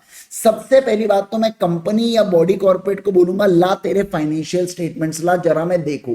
मतलब मैं रिव्यू करूंगा फाइनेंशियल स्टेटमेंट्स को और उसके बाद डायरेक्ट करूंगा कंपनी को या बॉडी कॉर्पोरेट को या ऑडिटर को रिटर्न नोटिस देके, और या कि बोलूंगा कि मेरे को फर्दर इंफॉर्मेशन दो या रेलेवेंट इंफॉर्मेशन या एक्सप्लेनेशन दो रीजनेबल टाइम के अंदर, ठीक है ना। तो मैं क्या कर सकता हूं, फाइनेंशियल स्टेटमेंट्स को रिव्यू करूंगा और नोटिस बोल के बोल सकता हूं मेरे को और इंफॉर्मेशन लाओ करके। इसके अलावा मैं कंपनी, बॉडी कॉर्पोरेट या ऑडिटर को बोल सकता हूं आजा इधर कुपचे में, थोड़ा सा आ इधर आ, जरा मेरे को थोड़ा सा पर्सनल प्रेजेंस दे कि तूने क्या क्या किया है, जरा मेरे को बता करके, है ना। तो पर्सनल प्रेजेंस ऑफ ऑफिसर्स के लिए भी मैं यहां पे बोल सकता हूं। तीसरा देखो और क्या बोला जा रहा है, पब्लिश। अगर मेरे को कुछ पता चलता है बेटा तो मैं उसको पब्लिश करूंगा, वो नॉन कंप्लायंस को अपने वेबसाइट के ऊपर। लेकिन मुझे ऐसा चलता है कि पब्लिक इंटरेस्ट में ठीक नहीं है, तो मैं क्या करूंगा, मैं उसको पब्लिश नहीं करूंगा। मान लो मेरे को कुछ तो भी पता चला कंपनी के फाइनेंशियल स्टेटमेंट्स के बारे में कि इन्होंने अकाउंटिंग स्टैंडर्ड्स का उल्लंघन किया है, मैं उसको पब्लिश कर सकता हूं। कहां पे मैं उसको पब्लिश कर सकता हूं, अपने वेबसाइट के ऊपर। लेकिन मेरे को ऐसा लगता है कि ये पब्लिक इंटरेस्ट में ठीक बात नहीं होगी, इससे कंपनी का शेयर प्राइस गिरेगा। मान लो मैं अदानी, रिलायंस, ऐसे बड़े बड़े कंपनीज के बारे में कुछ आड़ा टेढ़ा छाप दिया और गप्प से गिर गई इकोनॉमी, तो इकोनॉमी इन द सेंस गप्प से स्टॉक मार्केट गिर गया, तो आप सोच के देखो क्या भयंकर हो जाएगा। मतलब समझ रहे हैं ना बात को। तो ऐसा नहीं करना है। और इसके अलावा क्या बोला, अगर मुझे पता चलता है कि किसी भी अकाउंटिंग स्टैंडर्ड का उल्लंघन हुआ है, वॉयलेशन हुआ है, तो मैं क्या करूंगा, फर्दर कोर्स ऑफ इन्वेस्टिगेशन करूंगा। क्या करूंगा बोलो, फर्दर कोर्स ऑफ इन्वेस्टिगेशन करूंगा। फर्दर कोर्स ऑफ इन्वेस्टिगेशन करूंगा क्या, यस सर, एकदम फर्दर कोर्स ऑफ इन्वेस्टिगेशन करने वाला हूं। समझे क्या सारे लोग, बोलो बात समझ में आ गई क्या, यस सर। फिर देखिए क्या बोला गया, और देखो अब ऑडिटिंग स्टैंडर्ड्स को अगर मेरे को यहाँ पे करना है मॉनिटर और एनफोर्स, तो मैं क्या करूंगा। अगर मुझे मॉनिटर या एनफोर्स करना है, किसको बोलिए, ऑडिटिंग स्टैंडर्ड्स को, तो मैं क्या करूंगा, तो ऑडिटिंग स्टैंडर्ड्स को, ऑडिटिंग स्टैंडर्ड्स किसके ऊपर एप्लीकेबल होते हैं, ऑडिटर के ऊपर। ऑडिटर कौन बनता है, एक पर्सन जो सीए प्लस सीओपी को होल्ड करता है वो ऑडिटर बनता है, उसको ऑडिटिंग स्टैंडर्ड्स को फॉलो करना पड़ता है। तो ऑडिटर जब ऑडिट करता है तो वो अपने वर्किंग पेपर्स बनाता है, किस तरीके से वो ऑडिट कर रहा है उसके वर्किंग पेपर्स बनाता है। तो निफ्रा बोल सकता है मुझे तुम्हारे वर्किंग पेपर्स को देखना है। दूसरा वो ये भी बोल सकता है क्वालिटी कंट्रोल सिस्टम बताओ ऑडिटर, क्योंकि ऑडिटर क्या करता है, ऑडिटर को क्वालिटी मेंटेन करने के लिए क्वालिटी कंट्रोल सिस्टम लगाने पड़ते हैं। तो मैं चेक करूंगा, जरा बताओ क्वालिटी कंट्रोल सिस्टम। जैसे एग्जांपल के लिए मैं जब फर्म में किसी को अपॉइंट करूंगा तो मैं चेक करके रखूंगा सामने वाला एलिजिबल है ना। किसी भी बीकॉम वाले व्यक्ति को बोला कि चल ऑडिट करने चल, उसको क्या तो आता, अब जब तक उसने कोई प्रैक्टिकल एक्सपोजर नहीं देखा है। लेकिन अगर कोई सीए, मान लीजिए कोई सीए फाइनल वाला स्टूडेंट है और उसको जॉब करना है और उसको मैं रख रहा हूं अपने डिपार्टमेंट में, तो चलता है। आप समझे क्या बात को, यस। सेकेंड वाली चीज देखो क्या बोला जा रहा है, सॉरी तीसरी वाली चीज, मैं यहाँ पे क्या कर सकता हूँ, टेस्ट कर सकता हूँ ऑडिट, सुपरवाइजरी या क्वालिटी कंट्रोल के प्रोसीजर को। फिर मैं देखूंगा कि क्या क्या गवर्नेंस प्रैक्टिसेस है या इंटरनल प्रोसेसेस क्या है, कि कैसे आप अपने रेपुटेशन को, कैसे आप रिस्क को रिड्यूस करते हो ऑडिटर। क्योंकि ऑडिटर को रिस्क पता चलती है जब वो फाइनेंशियल स्टेटमेंट को देखता है कि इस फाइनेंशियल स्टेटमेंट में कितना मटेरियल मिसस्टेटमेंट है, इसको बोला जाता है रिस्क ऑफ मटेरियल मिसस्टेटमेंट। तो रिस्क ऑफ मटेरियल मिसस्टेटमेंट के बारे में मैं क्या करता हूं, कैसे कम करता हूं उस रिस्क को, उसके बारे में बोला जा रहा है। फिर एडिशनल इंफॉर्मेशन जो मुझे लगे मैं मांग सकता हूं। फिर मॉनिटर या एनफोर्स कर सकता हूं एक्टिविटीज अपने ऑफिसर्स या एक्सपर्ट्स के थ्रू।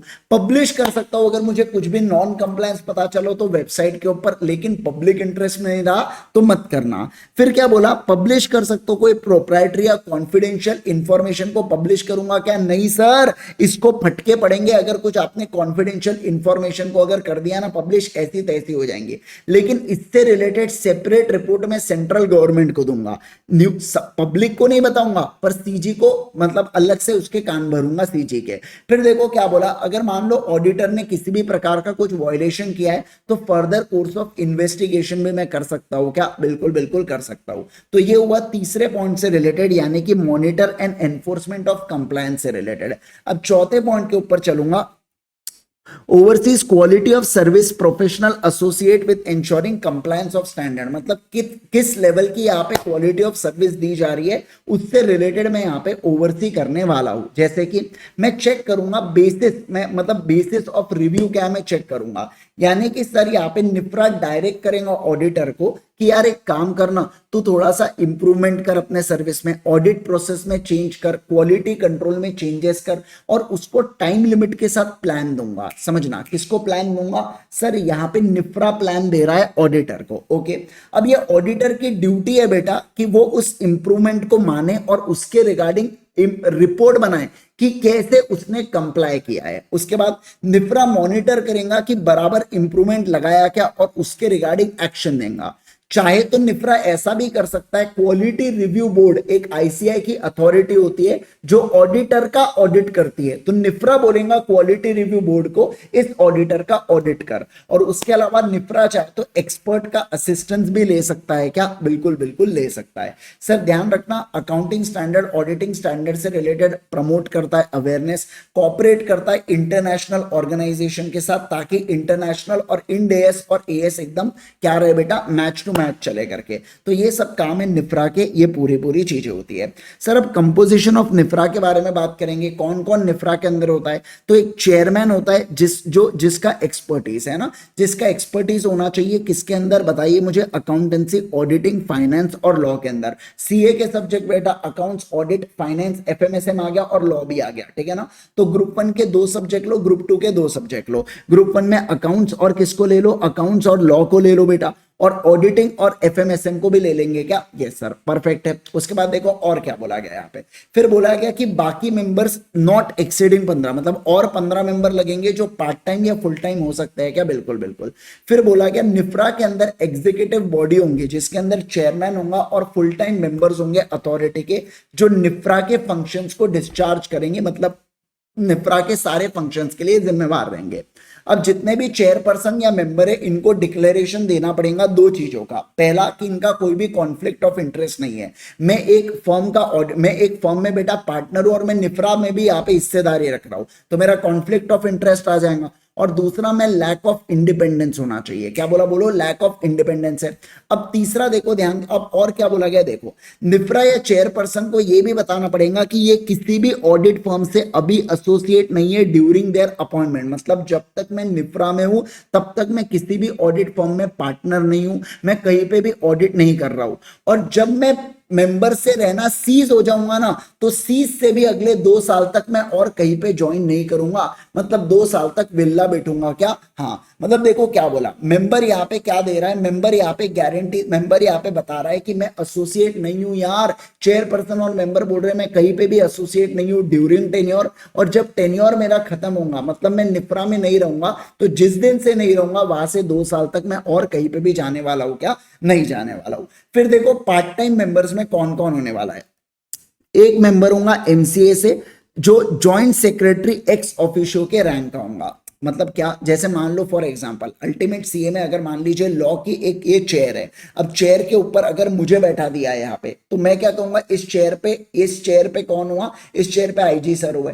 तो अगर ऐसा बोला गया कि लॉ के जो भी टीचर होंगे अल्टीमेट सीए के वो निफ्रा में होंगे, अब समझना बात को, तो अब लॉ के टीचर के जगह अगर मान लो मेरे को उठा के पीपी सर को लॉ पढ़ाने बोल दिया, तो पीपी सर क्या बन जाएंगे वहां पे, डीम्ड निफ्रा के मेंबर बन जाएंगे, समझेगा। मतलब वो पोजीशन को वैल्यू दिया है, मेंबर के नाम को वैल्यू नहीं दिया है, मैं ऐसा कह रहा हूं यहाँ पे, समझ रहे हैं आप बात को। तो क्या बोला है यहाँ पे कि एक्स ऑफिशियो के बारे में एमसीए के, फिर सीएजी जो है जो यहाँ पे रैंक ऑफ ऑडिटर जनरल या प्रिंसिपल डायरेक्टर है वो वाले आ जाएंगे। फिर आरबीआई में एग्जीक्यूटिव डायरेक्टर एक्स ऑफिशियो आएगा, फिर सेबी में भी एग्जीक्यूटिव डायरेक्टर एक्स ऑफिशियो। तो अपन ने एमसीए से बुलाया, सीएजी से बुलाया, आरबीआई से बुलाया, सेबी से बुलाया, 4 ये लोग हो गए।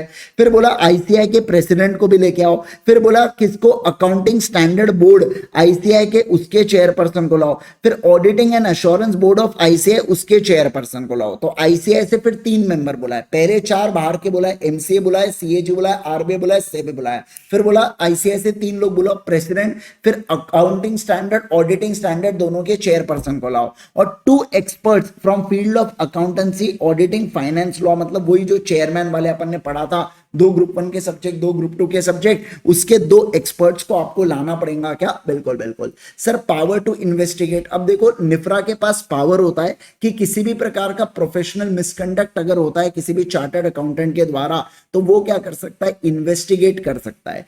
खुद से चुले इसको तो उसे सीओ मोटो बोला जाता है, या अगर सेंट्रल गवर्नमेंट बोले तो सेंट्रल गवर्नमेंट के उस ऊपर भी क्या कर सकता है? सेंट्रल गवर्नमेंट के रेफरेंस में भी वो कर सकता है यहाँ पे इन्वेस्टिगेशन।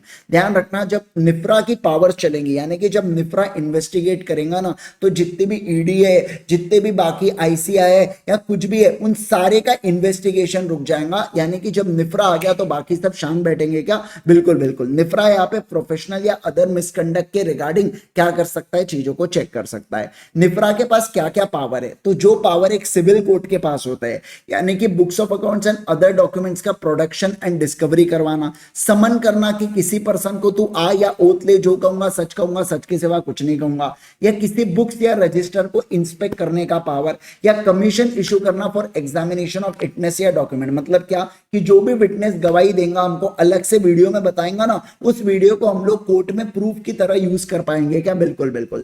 तो बोला गया 4 तरीके यहाँ पे होती है निफ्रा के, यहाँ पे पावर्स होते हैं। पहला कि discovery and production of books of accounts and document. दूसरा बोला यहाँ पे समन करना और एनफोर्स करना, चल आ और हमसे मिल। तीसरा बोला इंस्पेक्ट करो बुक्स ऑफ अकाउंट्स या किसी भी डॉक्यूमेंट्स को जो भी इस चीज से रिलेटेड है, जो भी इंस्पेक्शन से रिलेटेड है, इन्वेस्टिगेशन से रिलेटेड है। और चौथा कमीशन इशू करना for examination of witness and document से रिलेटेड। ठीक है सर। फिर देखो क्या बोला गया, power to make order.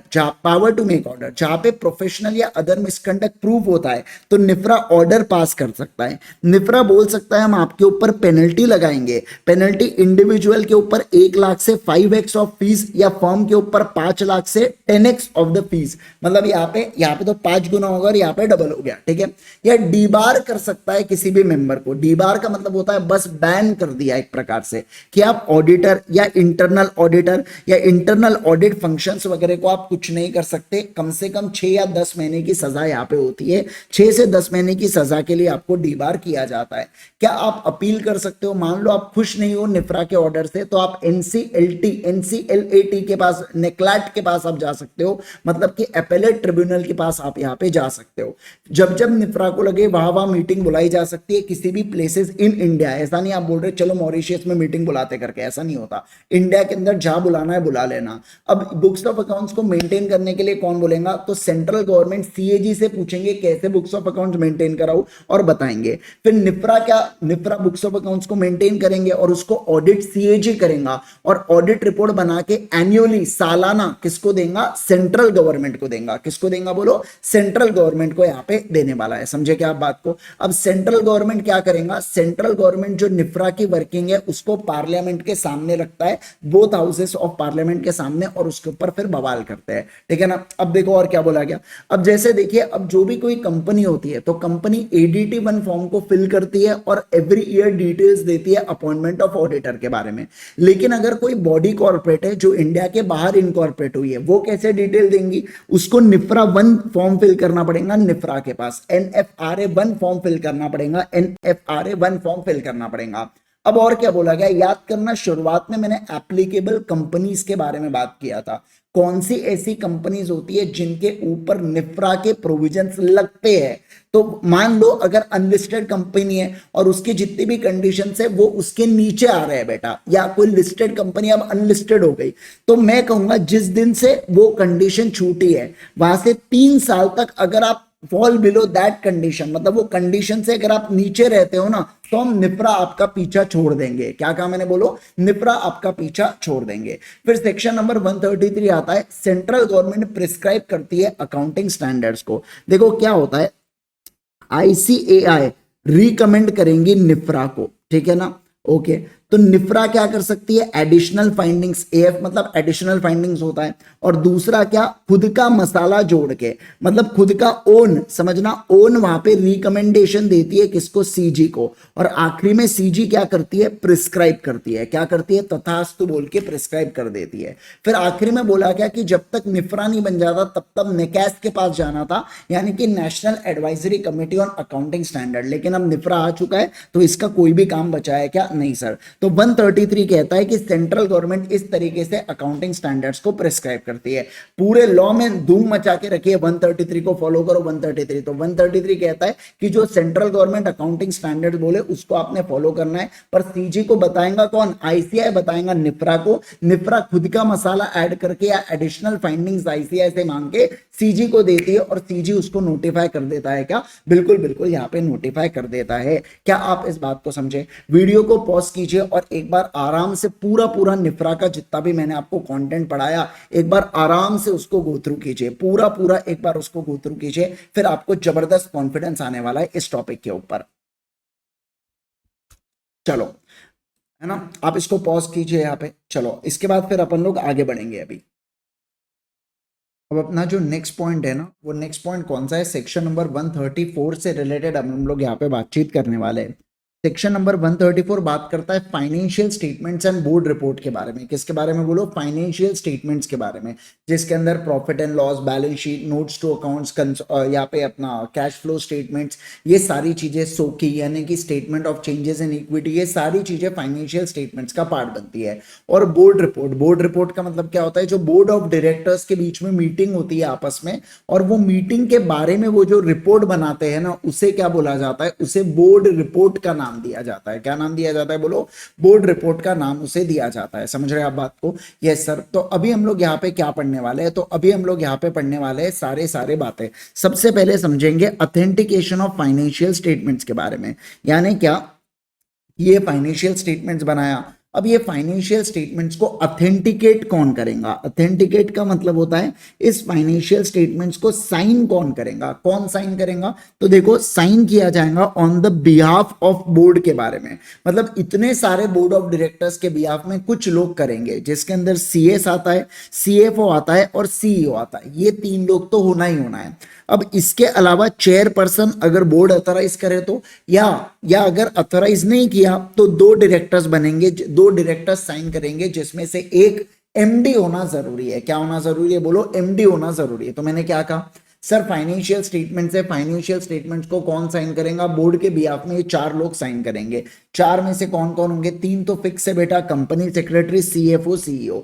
CEO, CFO, company secretary, C से पूरे आ गए। अब एक आ गया चेयरमैन, अगर बोर्ड अथोराइज करे तो, और बोर्ड ने अथोराइज नहीं किया तो 2 डायरेक्टर करेंगे, जिसमें से एक क्या होना चाहिए? एमडी होना चाहिए। कौन होना चाहिए? बोलो, एमडी होना चाहिए। Okay sir.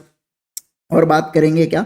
अब देखो, signed copy of every financial statement including CFS shall be issued, circulated and published along with a copy of notes, auditor report और बोर्ड रिपोर्ट। मतलब फाइनेंशियल स्टेटमेंट्स और सीएफएस के साथ साथ नोट्स भी आएंगे, मतलब नोट्स टू अकाउंट्स आएंगे, ऑडिटर रिपोर्ट और बोर्ड रिपोर्ट भी इसके साथ इशू किया जाएगा। क्या? बिल्कुल बिल्कुल, इसके साथ यहाँ पे इशू किया जाता है। सर, ओपीसी के केस में एक ही डायरेक्टर यहाँ पे साइन करने वाला है। अब बात करेंगे बोर्ड रिपोर्ट को लेके, ठीक है ना? तो बोर्ड रिपोर्ट के अंदर देखिए, board report shall be attach to the statement laid before the in the general meeting. अब बोर्ड रिपोर्ट के अंदर क्या क्या कंटेंट है? तो सर, हमको कंटेंट को ध्यान रखना है क्या? नहीं, आप केवल और केवल इसको रीड कर लीजिए। यानी कोई भी 4-5 कंटेंट आपको ऐसे ही याद रह जाएंगे, बस उतना आपको याद रखना है बोर्ड रिपोर्ट के रिगार्डिंग। इतना सारा देखो यहाँ पे देके रखा है, ये 1 पेज हुआ, ये 2 पेज हुआ, ये 3 पेज हुआ, ये 4 पेज हुआ, इतना सारा देके रखा है, आपको याद नहीं रखना। हाँ, डायरेक्टर रिस्पॉन्सिबिलिटी स्टेटमेंट की पूरी चीजें आपको ध्यान रखना है, पर ये यार इतना बड़ा है और इतना ह्यूज है, मतलब आपको पूछ ही नहीं सकते ये लोग, है ना, और आज तक पूछा भी नहीं है इन्होंने। तो अपने को पूरा पूरा पढ़ लेंगे, लेकिन पढ़ के सब कुछ जाने का, छोड़ने का कुछ भी नहीं, सब कुछ पढ़ के जाने का, ठीक है ना। बट एग्जाम पीओवी से रिलेवेंट नहीं बनता है उतना। देखो क्या सर, बात करूंगा मैं किसके बारे में? सर, मैं बात करूंगा सबसे पहला कंटेंट ऑफ बोर्ड रिपोर्ट के बारे में बात करूंगा। पहला देखो क्या बोलता है कि एनुअल रिटर्न आप वेबसाइट ऑफ कंपनी के ऊपर डालोगे ना, तो उसका वेब एड्रेस आपके बोर्ड रिपोर्ट के अंदर डाल देना। दूसरा, आपके बोर्ड ने कितनी मीटिंग की वो डाल देना। फिर डायरेक्टर रिस्पॉन्सिबिलिटी स्टेटमेंट आपको बनाना पड़ेगा। आगे अपन डीआरएस के बारे में, डायरेक्टर रिस्पॉन्सिबिलिटी स्टेटमेंट के बारे में पढ़ने वाले हैं, लेकिन उसके अंदर आपको डिटेल डालना पड़ेगा वो फ्रॉड के बारे में में जो आपने सेंट्रल गवर्नमेंट को रिपोर्ट नहीं किया। 143(12) सेक्शन अपन पढ़ा करते हैं, जो क्या कहता है कि अगर आपको 1 करोड़ के ऊपर का फ्रॉड मिलता है ना, तो आपको सेंट्रल गवर्नमेंट को बताना पड़ता है अगर आप ऑडिटर हो तो। अगर 1 करोड़ के नीचे का मिला तो आप कंपनी को इन्फॉर्म करते हो, यानी कि बोर्ड को इन्फॉर्म करते हो, और बोर्ड उसको किस में डालती है, बोर्ड रिपोर्ट में डालती है। 3 चीजें डालती है पैन करके, मतलब पार्टीज इन्वॉल्व, अमाउंट इन्वॉल्व और नेचर ऑफ फ्रॉड। ये 3 चीजें बताना पड़ता है ऑडिटर को, बोर्ड को, और बोर्ड उसको कहां पे डालेंगी, बोर्ड रिपोर्ट में। और यहां पे आ गई वो बात कि बोर्ड रिपोर्ट में आपको बताना पड़ता है। फिर आपको स्टेटमेंट ऑफ डिक्लेरेशन जो इंडिपेंडेंट डायरेक्टर ने दिया कि हाँ हाँ मैं इंडिपेंडेंट हूं, वो आपको डालना पड़ेगा। फिर बोला जा रहा है कि अगर कोई नॉमिनेशन एंड रेम्यूनरेशन कमेटी या स्टेक होल्डर्स रिलेशनशिप कमेटी है, तो कंपनी की पॉलिसी क्या आती है यहाँ पे डायरेक्टर को अपॉइंट या रेम्यूनरेशन डिसाइड करने में, उसके बारे में भी आप यहाँ पे बताइएगा, उसके पॉजिटिव एट्रीब्यूट्स क्या क्या थे। फिर बोला जा रहा है कि कमेंट्स बाय बोर्ड, जो भी यहाँ पे क्वालिफिकेशन या एडवर्स या रिजर्वेशन, मतलब अगर ऑडिटर यानी कि चार्टर्ड अकाउंटेंट और कंपनी सेक्रेटरी अगर कुछ खराब पॉइंट्स के बारे में बताता है, जिसको क्वालिफिकेशन या रिजर्वेशन बोला जाता है, तो बोर्ड का उसके ऊपर क्या टिप्पणी थी, बोर्ड के कमेंट्स क्या थे, वो आपको बताना पड़ेगा। फिर बोला यहाँ पे पर्टिकुलर्स ऑफ लोन गारंटी या इन्वेस्टमेंट अंडर सेक्शन 186। फिर बोला वो कॉन्ट्रैक्ट्स या अरेंजमेंट जो आपने रिलेटेड पार्टीज के साथ किया है, उसको फॉर्म AOC 2 के अंदर बताना पड़ेगा। फिर बोला गया state of affairs of company के बारे में बताइए।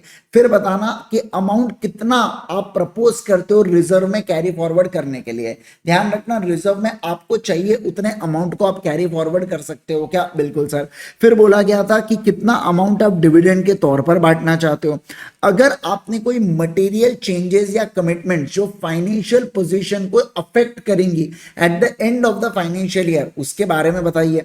फिर बोला जा रहा है यहाँ पे कोई भी conservation of energy, technology absorption या फॉरेन एक्सचेंज अर्निंग्स आउटगो है, तो उसके बारे में बताओ। फिर कंपनी के अंदर बहुत प्रकार की रिस्क होती है, तो उस रिस्क को मैनेज करने के लिए आपने रिस्क मैनेजमेंट पॉलिसी बनाई होंगी, जिससे आप रिस्क को आइडेंटिफाई करते हो और कैसे उसको कम करना है आप वो भी देखते हो। तो उस रिस्क मैनेजमेंट पॉलिसी के बारे में इंफॉर्म कीजिए।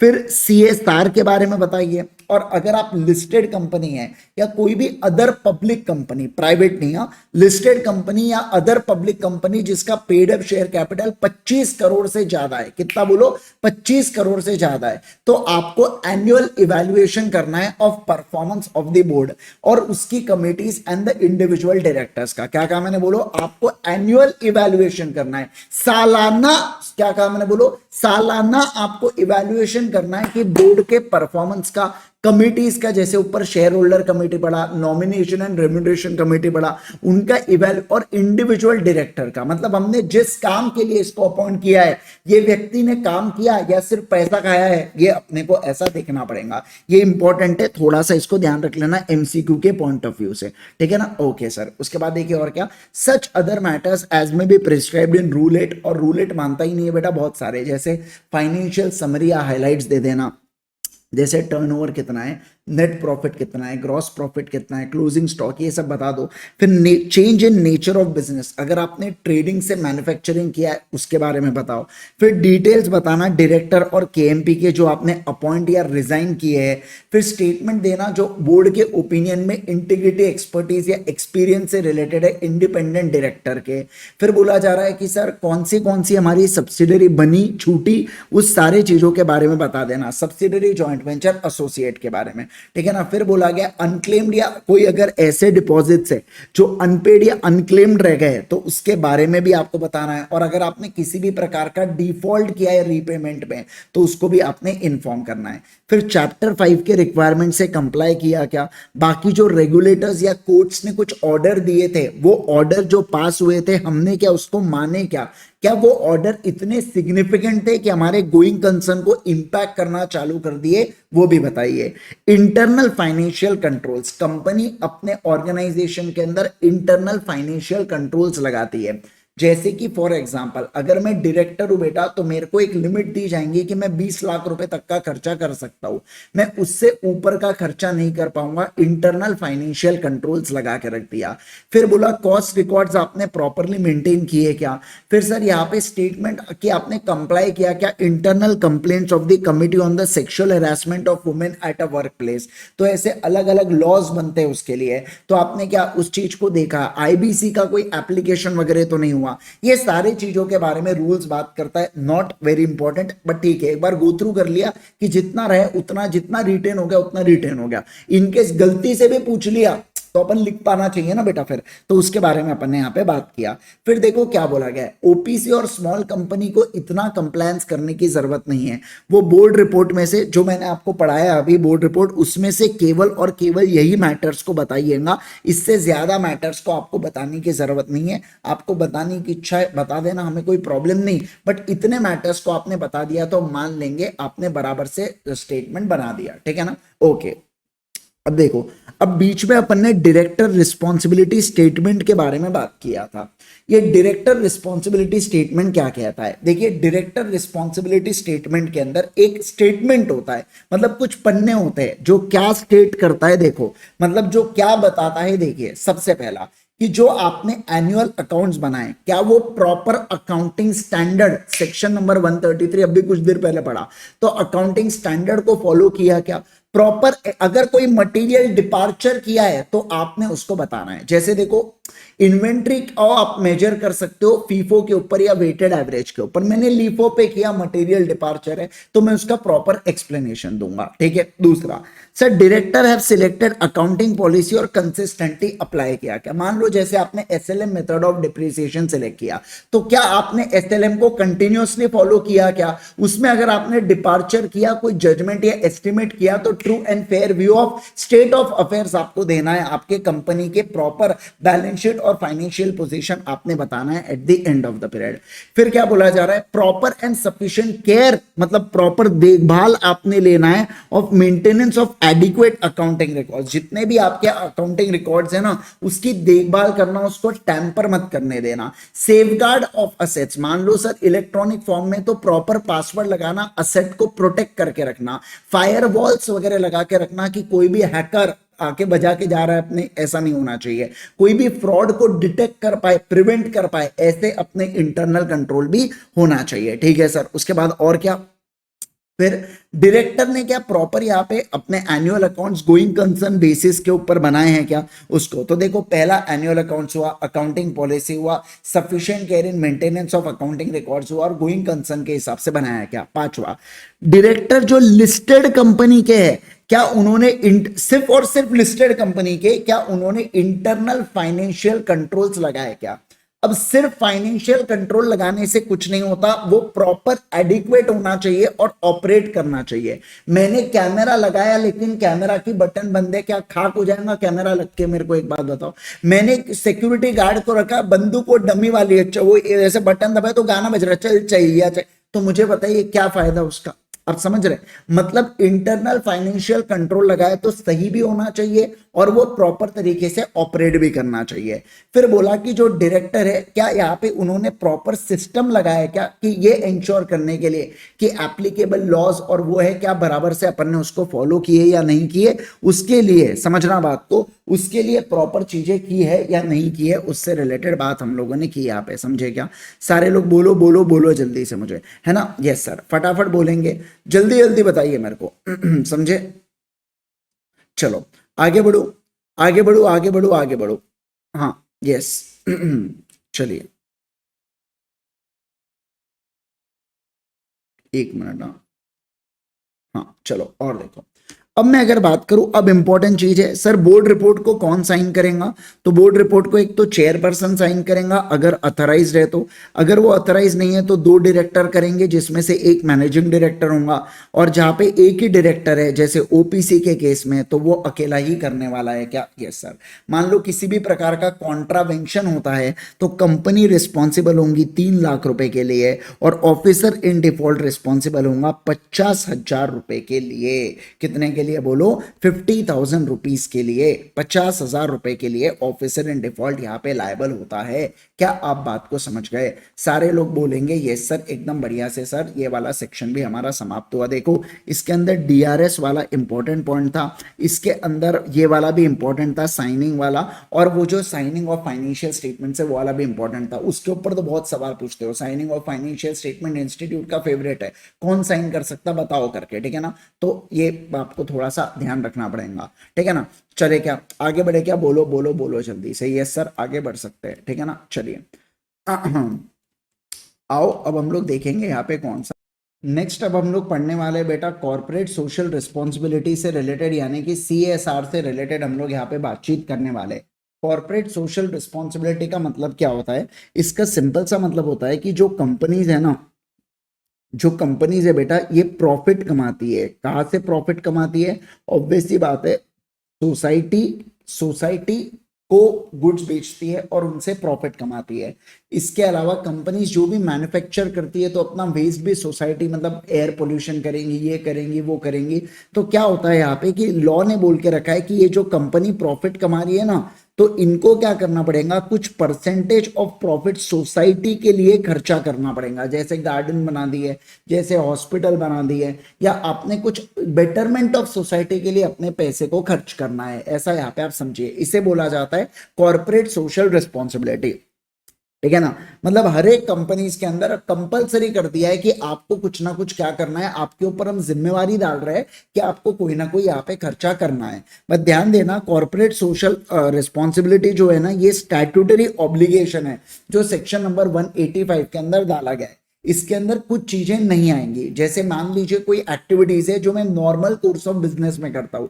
जैसे फॉर एग्जांपल मैं यहाँ पे बेटा कुरकुरे बनाता हूँ, अब मैं क्या कर रहा हूँ, कुरकुरे गरीबों में बांट रहा हूँ। तो ऐसे केस में ये नॉर्मल कोर्स ऑफ वाली बिजनेस की एक्टिविटी है, इसको CSR मत लेना, ये प्रमोशन के तौर पर काउंट होता है। इसके अलावा सर अगर कोई मैं एक्टिविटी करता हूँ बेटा, तो इंडिया के बाहर मैंने स्पेंड नहीं करना चाहिए, मैंने इंडिया के अंदर ही स्पेंड करना है। ध्यान रखना, इंडिया के बाहर मैं कर सकता हूँ कब? जब कोई मान लो training of Indian sports person, कोई स्टेट, यूनियन टेरी, नेशनल लेवल या इंडिया या इंटरनेशनल लेवल के रिगार्डिंग अगर मैं सपोर्ट कर रहा हूँ किसको, जैसे मान लो अभी वो ऋषभ पंत का एक्सीडेंट हो गया था, तो उसके बाहर के ट्रीटमेंट के लिए मैं खर्चा उठा रहा हूँ, वो CSR के अंदर मान लिया जाएगा।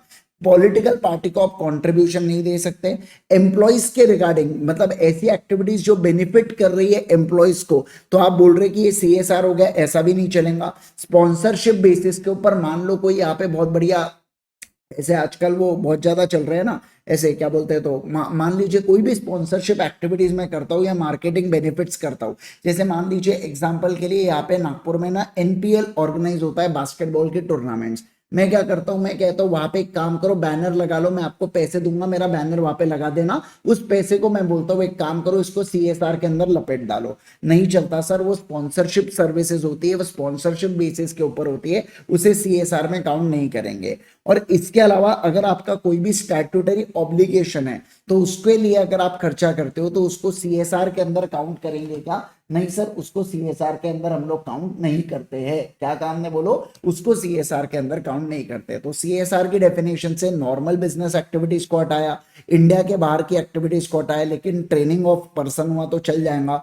एम्प्लॉइज को बेनिफिट करने वाली चीजें हमने हटा दिया। इसके अलावा बोला कि स्पॉन्सरशिप सर्विसेज जो मार्केटिंग बेसिस पे काम किया जाए उसे हटा दिया। और बाकी स्टैट्यूटरी ऑब्लिगेशंस को भी अपन क्या कहेंगे, स्टैट्यूटरी ऑब्लिगेशंस को भी अपन ने हटा चुके हैं। अब बात करेंगे CSR कमेटी के बारे में। तो देखो CSR कमेटी मतलब corporate social responsibility committee of the board, जो 135 के अनुसार बनाती है। CSR पॉलिसी मतलब यहाँ पे जो भी अप्रोच या डायरेक्शन बोर्ड देती है, जो CSR, देखो CSR कमेटी जो बनेंगी ना बेटा, ये क्या देंगी, रिकमेंडेशन देंगी बोर्ड को, और बोर्ड इसको क्या करेगा, बोर्ड इसको फाइनलाइज करेगा। क्या करेगा बोलो, बोर्ड इसको फाइनलाइज करेगा, ठीक है ना। तो ये स्टेटमेंट, अप्रोच, डायरेक्शन बोर्ड देता है, लेकिन रिकमेंडेशन CSR करता है। इसके अंदर पूरा principles of selection, application, monitor कैसे करेंगे, सिलेक्ट कैसे करेंगे, पूरा एक्शन प्लान उसके अंदर दिया होता है। समझे क्या बात को। एडमिनिस्ट्रेटिव ओवरहेड का मतलब होता है कि जैसे सैलरी के खर्चे, डॉक्यूमेंटेशन के खर्चे, ये पूरे चीजों के बारे में बात करेंगे, आगे चर्चा करने वाले। नेट प्रॉफिट क्या होता है? नेट प्रॉफिट का मतलब होता है जो net profit as per the financial statements, जो भी फाइनेंशियल स्टेटमेंट्स के अनुसार नेट प्रॉफिट होता है ना, वो मतलब सेक्शन नंबर 198। और ये बात कर रहा है प्रॉफिट 198 मतलब प्रॉफिट बिफोर टैक्स के बारे में बात कर रहा है। किसके बारे में बोलो? प्रॉफिट बिफोर टैक्स के बारे में। अब दो चीजें आप प्रॉफिट में इंक्लूड मत करना। सर अगर कोई ओवरसीज ब्रांच से आपको प्रॉफिट मिल रहा है, क्या कहा मैंने? बोलो इंडिया के बाहर कोई ब्रांच है और वो ब्रांच से अगर आपको प्रॉफिट मिल रहा है तो उसको इंक्लूड मत करना। या अगर किसी दूसरे कंपनी से आपको डिविडेंड मिला और उस कंपनी, वो जिस कंपनी से आपको डिविडेंड मिला वो कंपनी ऑलरेडी सीएसआर के अंदर आती है तो उसको भी इंक्लूड मत करना। जैसे फॉर एग्जांपल मान लो टाटा ने इन्वेस्टमेंट करके रखा है अदानी के अंदर। अब अदानी क्या करता है? सीएसआर के अंदर तो अदानी है, तो अदानी अगर डिविडेंड पे करेगा टाटा को तो टाटा को इस डिविडेंड को इंक्लूड करना है क्या नेट प्रॉफिट में? नहीं सर। और टाटा की जो बाहर की ब्रांचेस है बेटा, वहां से जो पैसा कमा रहे उसको भी इंक्लूड करेंगे क्या? उसको भी इंक्लूड मत करना। सेक्शन नंबर 198 मतलब ये प्रॉफिट बिफोर टैक्स होता है, ध्यान रखना। Profit before tax, profit before tax, profit before tax. Ongoing project का मतलब क्या होता है सर? ऐसा प्रोजेक्ट जो कंपनी ऑब्लिगेशन ले रही है 3 साल से ज्यादा नहीं चलना चाहिए जिस फाइनेंशियल ईयर से, या मान लो जिसका ड्यूरेशन मतलब एक्सटेंड हो चुका है 1 ईयर के बियॉन्ड, उसे अपन लोग ऑनगोइंग प्रोजेक्ट की कैटेगरी के अंदर डाल देते हैं। चलो अब इंपॉर्टेंट पॉइंट यहाँ पे आता है कि sir companies that are required to constitute CSR committee, मतलब क्या?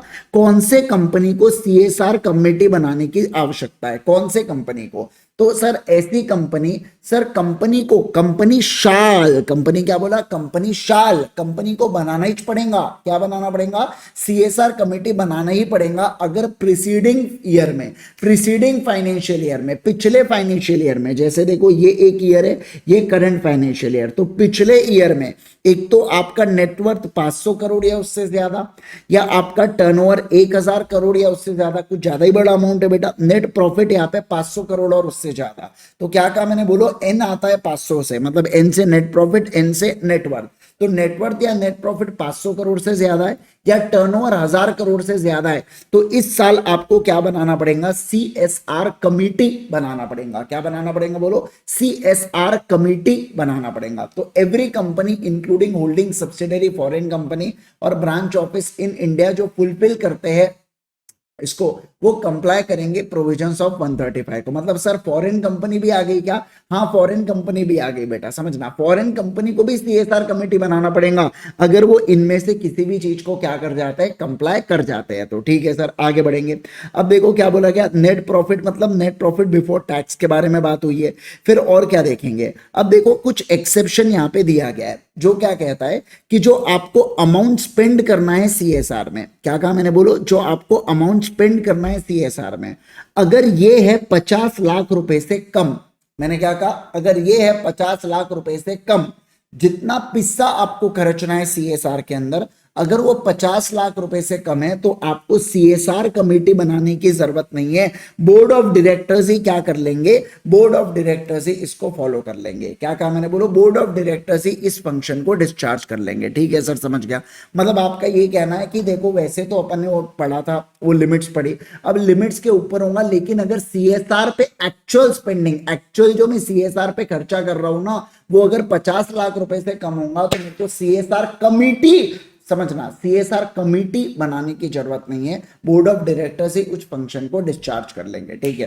कंपोजिशन कौन कौन सीएसआर कमेटी में होगा? तो देखो कम से कम 3 या उससे ज्यादा डायरेक्टर्स होंगे, जिसमें से एक डायरेक्टर का इंडिपेंडेंट, एक डायरेक्टर कौन होगा? इंडिपेंडेंट होगा। ठीक है। मान लो अगर कहीं पे इंडिपेंडेंट डायरेक्टर नहीं है तो 2 और मोर डायरेक्टर्स लिमिट हो जाएंगी।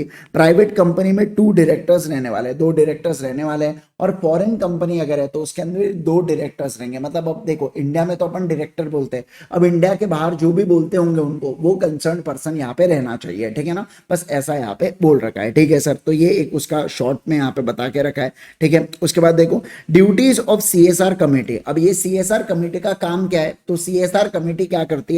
फॉर्मुलेट बनाती है और रिकमेंड करती है किसको? बोर्ड को। सीएसआर पॉलिसी मतलब सीएसआर पॉलिसी के अंदर वो एक्टिविटीज होंगी जो मैं शेड्यूल 7 के अनुसार कर सकता हूं। आगे मैं आपको पढ़ाने वाला हूँ, ठीक है ना। तो वो एक्टिविटीज मैं बनाऊंगा और रिकमेंड करूंगा बोर्ड को, ठीक है ना।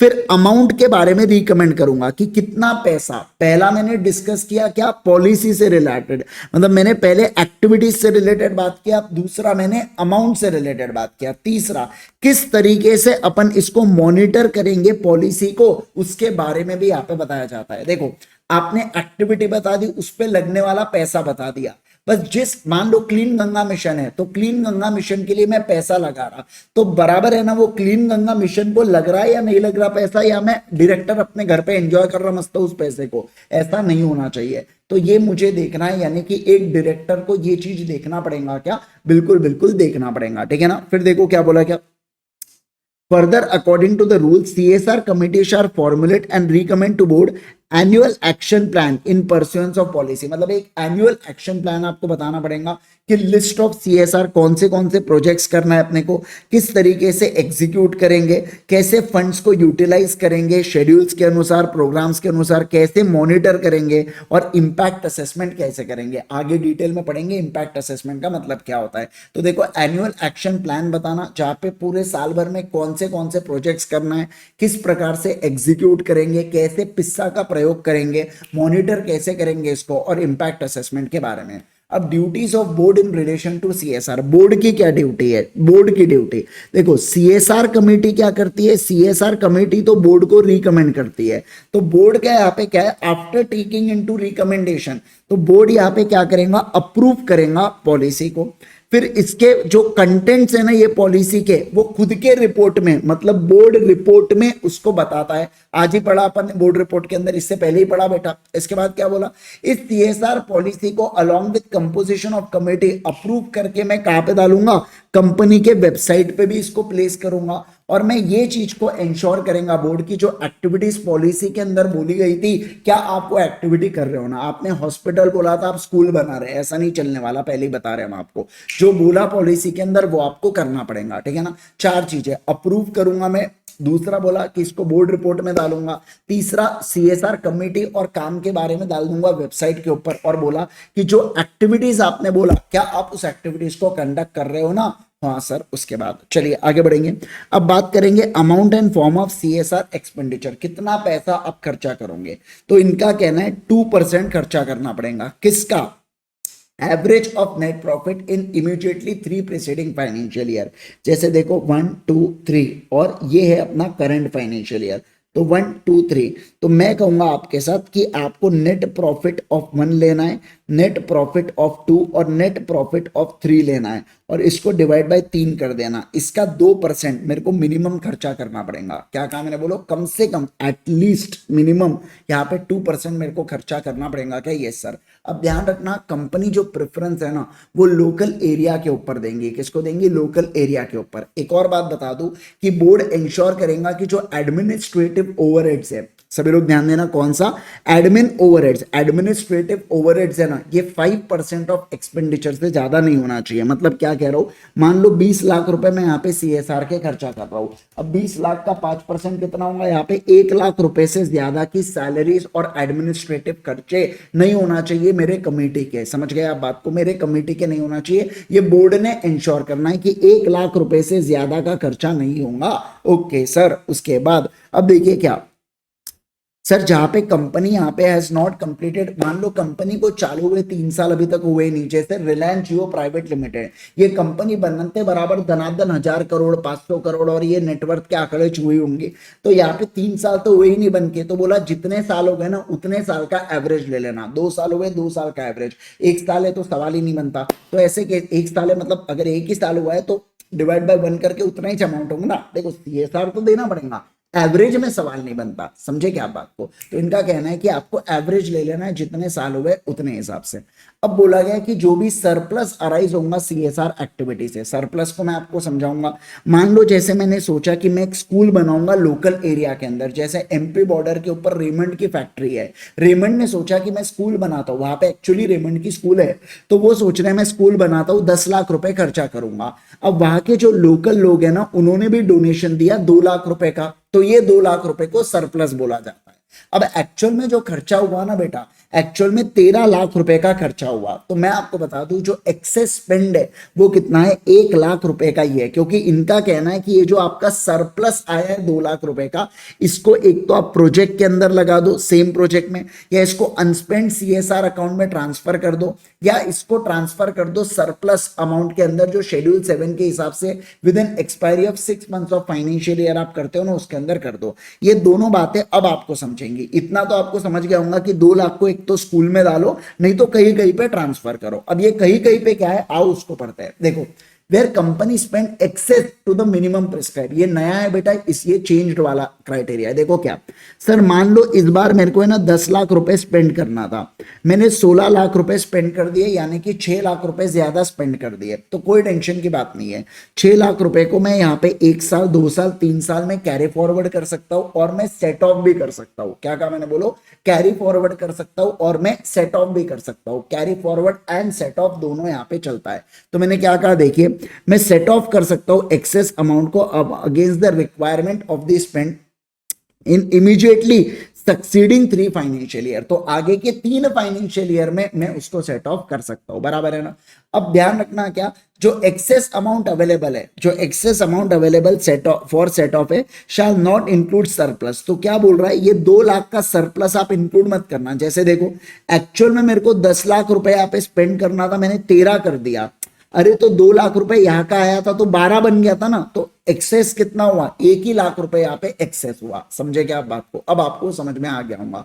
और बोर्ड रेजोल्यूशन भी मैं पास करूंगा इस चीज के रिगार्डिंग। फिर बताइए मेरे को, सर मुझे एक बात बताओ, अगर company fails to spend minimum amount, आपको 10 लाख रुपए स्पेंड करना था, आपने 8 लाख रुपए ही स्पेंड किया, अब क्या करोगे।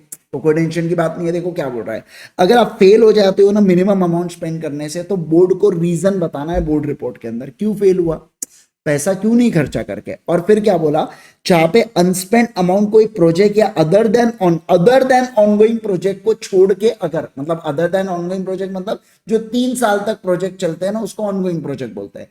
तो ऐसा पैसा जो ऑनगोइंग प्रोजेक्ट के अलावा है, तो वो अनस्पेंड अमाउंट को आप शेड्यूल 7 वाले फंड में ट्रांसफर करना। और कितने दिनों में, इस फाइनेंशियल ईयर से 6 महीने के अंतर्गत, फाइनेंशियल ईयर के एंड से 6 महीने के अंतर्गत आप उसको शेड्यूल 7 के फंड में ट्रांसफर कर देना। समझ गए क्या, वाह वाह, मजा आ गया सर। उसके बाद देखो यहां क्या बोला गया, कि अगर ऑनगोइंग प्रोजेक्ट से रिलेटेड है, तो इनका बोलना है कि ऑनगोइंग प्रोजेक्ट से रिलेटेड है, तो अब वो कहाँ रहेगा, अब जैसे देखो वो 3 साल तक तो आप उसको यूज कर पाएंगे, लेकिन मानो आपने 3 साल तक भी उसको यूज नहीं किया, जैसे देखो इस ऑनगोइंग प्रोजेक्ट है, तो 1 2 3 साल तक तो यूज कर पाएंगे उसको, ठीक है ना। तब आप उसको ट्रांसफर कर देंगे अनस्पेंड कॉर्पोरेट सोशल रिस्पॉन्सिबिलिटी अकाउंट में। और कितने दिन के अंदर, जैसे ही 3 साल खत्म हुए ना, वहां से 30 डेज के अंतर्गत, कितने दिनों के अंतर्गत बोलो, 30 डेज के अंतर्गत आपको ट्रांसफर करना पड़ेगा। Okay sir. अब देखो अनस्पेंड कॉर्पोरेट सोशल अकाउंट, ये आप एक शेड्यूल बैंक के पास बनाते हो। फिर बोला जा रहा है यहाँ पे कि जो सम ट्रांसफर होता है ना, ये जो इसमें 3 साल के जो 3 फाइनेंशियल ईयर है उसके बारे में बात की गई है। सर कोई भी फेलियर होता है ना यहाँ पे, तो 30 दिन के अंदर, मान लो आप 3 साल में खर्चा नहीं कर पाते हो ऑनगोइंग प्रोजेक्ट का, कोई दिक्कत की बात नहीं, आप उसको शेड्यूल 7 में ट्रांसफर कर देना फिर, ठीक है ना। ओके सर, चलो अब देखो, CSR expenditure for creation and acquisition of capital asset. मान लो मैंने कोई सीएसआर का खर्चा किया और उससे कोई कैपिटल एसेट जनरेट हो रहा है, तो इनका कहना है कि ये कैपिटल करो ना, हमें कोई प्रॉब्लम नहीं, बिंदास करो, लेकिन क्या करना पड़ेगा, ये कैपिटल एसेट आपको किसी सेक्शन 8 कंपनी के नाम पे करना पड़ेगा, या कोई रजिस्टर्ड पब्लिक ट्रस्ट हो गया, या कोई रजिस्टर्ड सोसाइटी हो गई जिसका चैरिटेबल ऑब्जेक्ट्स है, उनके नाम पे ये प्रॉपर्टी या कैपिटल एसेट को करना पड़ेगा। दूसरा, बेनिफिशियरी ऑफ सीएसआर प्रोजेक्ट, जैसे सेल्फ हेल्प ग्रुप्स हो गए, जो लोकल एरिया के ग्रुप्स हो गए, वहां पे उनके नाम पे आप कर देना, या कलेक्टिव एंटिटीज के नाम पे कर देना, या कोई भी पब्लिक अथॉरिटी, जिसका कोई नहीं है तो पब्लिक अथॉरिटी है ना, जो गवर्नमेंट है, पब्लिक अथॉरिटीज है, उनके नाम पे कर देना। हमें कोई प्रॉब्लम नहीं, हम खुशी खुशी ले लेंगे, कोई दिक्कत ही नहीं है यार, उसमें कोई सवाल ही नहीं बनता है ना। अब देखो सर, अब बात करेंगे सीएसआर इंप्लीमेंटेशन को लेके, कैसे, मतलब क्या कंपनी कैसे सीएसआर एक्सपेंडिचर कर सकता है। तो इनका क्या कहना है, कंपनी कर सकता है एक तो सेक्शन 8 कंपनी बना के, मतलब जैसे रिलायंस क्या करेगा, सेक्शन 8 कंपनी बनाता है, रिलायंस फाउंडेशन है उनका एक्चुअल में, टाटा टाटा फाउंडेशन है उनका एक्चुअल में, तो ये सीएसआर का पैसा इनको ट्रांसफर करेगा सेक्शन 8 कंपनी को या रजिस्टर्ड पब्लिक ट्रस्ट को या रजिस्टर्ड सोसाइटी को, और किसके तहत यहाँ पे ये बनते हैं, अप्रूव किए जाते हैं under 80G of income tax act, है ना। तो यहाँ पे आप इनको ट्रांसफर करना वो खर्चा करेंगे, या कोई ऐसी एंटिटी जो गवर्नमेंट के द्वारा बनाई गई है आप उनको पैसा दे देना, वो खर्चा कर सकते हैं। आप स्टैट्यूटरी एंटिटी एस्टैब्लिश है कोई एक्ट ऑफ द पार्लियामेंट के अंदर, आप उनको दे दोगे, वो खर्चा कर सकते हैं। इसके अलावा कोई भी चैरिटेबल एंटिटी जो आपको लगे ना सर आप उनको भी दे सकते हैं क्या, बिल्कुल बिल्कुल दे सकते हैं, ठीक है। चलो फिर उसके बाद हाँ सर क्या यहाँ पे ऐसा हो सकता है क्या टाटा और रिलायंस मिलके बेटा यहाँ पे खर्चा करे, बिल्कुल बिल्कुल कर सकते हैं, अपना रिस्पेक्टिव पोर्शन यहाँ पे खर्चा आपको करना है, ध्यान रखना, क्योंकि बोर्ड और मॉनिटर कौन करेगा प्रोजेक्ट को, बोर्ड यहाँ पे करने वाला है। अब देखो ये सीएसआर रिपोर्टिंग के बारे में आप कहा बताते हो, बोर्ड रिपोर्ट के अंदर आपको सीएसआर रिपोर्टिंग के बारे में भी बताना पड़ेगा, और अगर फॉरेन कंपनी है तो आपको एनुअल रिपोर्ट ऑन सीएसआर बनाना पड़ेगा। अब मैं आपको इंपैक्ट असेसमेंट पढ़ाने जा रहा हूं, ध्यान देना क्या सर, हर एक कंपनी जिसका एवरेज सीएसआर ऑब्लिगेशन 10 करोड़ या उससे ज्यादा है, मतलब क्या कहा हमने समझना सर, ऐसी कंपनी जिसने इस करंट फाइनेंशियल ईयर को के 3 साल पहले इमीडिएटली, है ना, समझना बात को, अगर 10 करोड़ और मोर एवरेज ऑब्लिगेशन 10 करोड़ और मोर है, मतलब यहां पे मान लीजिए कम किया ज्यादा किया, कम किया ज्यादा किया, तीनों का एवरेज मिला के अगर 10 करोड़ और मोर आ जाता है ना, तो वो कंपनी क्या करा सकती है, वो कंपनी को करवाना पड़ेगा इंपैक्ट असेसमेंट। क्या करवाना पड़ेगा, इंपैक्ट असेसमेंट। किसके थ्रू करवाएंगे, इंडिपेंडेंट एजेंसी के थ्रू। किसके थ्रू, जैसे देखो यहाँ पे 30 करोड़ स्पेंड किया, यहाँ पे 5 करोड़ स्पेंड किया, यहाँ पे 50 करोड़ स्पेंड किया, एवरेज कितना आने वाला है 85 डिवाइडेड बाय 3, एवरेज आ गया 28.3, तो एवरेज 10 करोड़ से ऊपर है ना मेरा, तो मैं कहूंगा मैं इंपैक्ट असेसमेंट कराऊंगा। किससे कराऊंगा, इंडिपेंडेंट एजेंसी से कराऊंगा। किससे, इंडिपेंडेंट एजेंसी से कराऊंगा। कौन से प्रोजेक्ट का, तो वो प्रोजेक्ट जिसके अंदर आपने सीएसआर का जो खर्चा किया है ना, वो बेटा 1 करोड़ से ज्यादा का किया, जैसे क्लीन गंगा मिशन में मैंने 1.5 करोड़ रुपए दिया, उसका कराऊंगा। हॉस्पिटल बनाया 50 लाख रुपए का, उसका इंपैक्ट असेसमेंट नहीं कराऊंगा मैं आपको, समझ रहे हैं आप बात को, है ना। और जिसको 1 साल कंप्लीट नहीं हुआ है अभी तक, मतलब मैंने, आप समझिए ना, मेरा ये कहना है कि मैंने खर्चा किया और 1 साल हो चुका है, उसके बाद मैं इंपैक्ट असेसमेंट यहाँ पे करवाने वाला हूं। अब ये जो इंपैक्ट असेसमेंट की रिपोर्ट है, ये बोर्ड इसको प्लेस करेगा एनुअल रिपोर्ट ऑन सीएसआर के अंतर्गत। फिर बोला जा रहा है क्या कि कंपनी ये जो एजेंसी को खर्चा देंगी ना, इंडिपेंडेंट एजेंसी को खर्चा जो देंगे इंपैक्ट असेसमेंट का, वो कितना होना चाहिए, देखो लिमिट कितनी है, देखो वो खर्चे को भी आप सीएसआर का खर्चा मान लेना, 2% ऑफ टोटल सीएसआर और 50 लाख रुपए। मान लो मैंने एजेंसी को यहाँ पे विचेवर इज मोर है, मान लो मैंने एजेंसी को 30 लाख रुपए दिए, तो वो 30 लाख सीएसआर एक्सपेंडिचर का पार्ट बनाने ला उसको, ठीक है ना, अपना बना ले, किसका, सीएसआर का बना ले पिया, तो उसको अपन सीएसआर का खर्चा बना लेंगे। और कितना मैक्सिमम खर्चा हो सकता है, 2% ऑफ टोटल सीएसआर और 50 लाख। मान लो मैंने 60 लाख रुपए फूक दिए और 50 लाख की लिमिट आ रही थी, तो आप 50 लाख ही काउंट कीजिएगा, 10 लाख रुपए आपके पीएनएल पे डेबिट पड़ने वाला है वो, ठीक है। अब देखो अगर मैं किसी भी प्रकार का कुछ गचकू करता हूं ट्रांसफर करने में अमाउंट में, तो कंपनी के ऊपर पेनल्टी लगती है 2x ऑफ ट्रांसफर अमाउंट और 2 crore which ever is lower, या और ऑफिसर इन डिफॉल्ट को 1/10 ऑफ अमाउंट ट्रांसफर्ड और 2 lakh rupees which ever is lower की पेनल्टी यहाँ पे लगती है, ठीक है ना, ये सब ओके। अब कुछ स्पेशल इंस्ट्रक्शन देके रखे कि गवर्नमेंट कहाँ कहाँ पे खर्चा कर सकती है, तो हंगर, पॉवर्टी, मैल न्यूट्रिशन, हेल्थ को प्रमोट करना, ये सब सैनिटेशन को प्रमोट करना, इसके लिए खर्चा कर सकती है। एजुकेशन को प्रमोट करने के लिए कर सकती है। Gender equality, women empowerment, setting up homes, है ना, समझे, एम्पावरिंग वुमन, और मैन तुम जाओ तेल लगाने, है ना, तो ऐसे केस के तो या देखो ना यहाँ पे कुछ भी हुआ, हॉस्टल फॉर वुमेन, और मैन तुम रहो रोड पे, समझे आप बात को। और फिर भाई तो भाई फिर orphan setting up old age homes और ये सब चीजों के लिए अगर आप करना चाहते हो बिंदास करो सर। एनवायरमेंटल सस्टेनेबिलिटी जैसे कि झाड़ लगाओ, इकोलॉजिकल बैलेंस करो, फ्लोरा एंड फौना का डेवलपमेंट, एनुअल फेयर वो अभी वो बनाया नहीं क्या रिलायंस ने, क्या नाम है और उसका वनामती कुछ तो भी नाम दिया ना उसने, तो वो सब जो चीजें है बेटा वो भी क्या है सीएसआर का ही पार्ट है और कुछ नहीं है, सीएसआर है वो भली बोले हम ये हमारी माता जी ने 30-40 कुत्ते पाल रखे थे और उसमें ऊपर ऊपर किसी टीम का फोटो है, जान दो मैं बोलता नहीं तो ऐसा लोग बना ले, लेकिन ऐसा नहीं है। वो जो इन्होंने बनाया ना बेटा समझना, जो भी ये खर्चे वगैरह कर रहे हैं ना ये सब कुछ सीएसआर का पार्ट बनता है।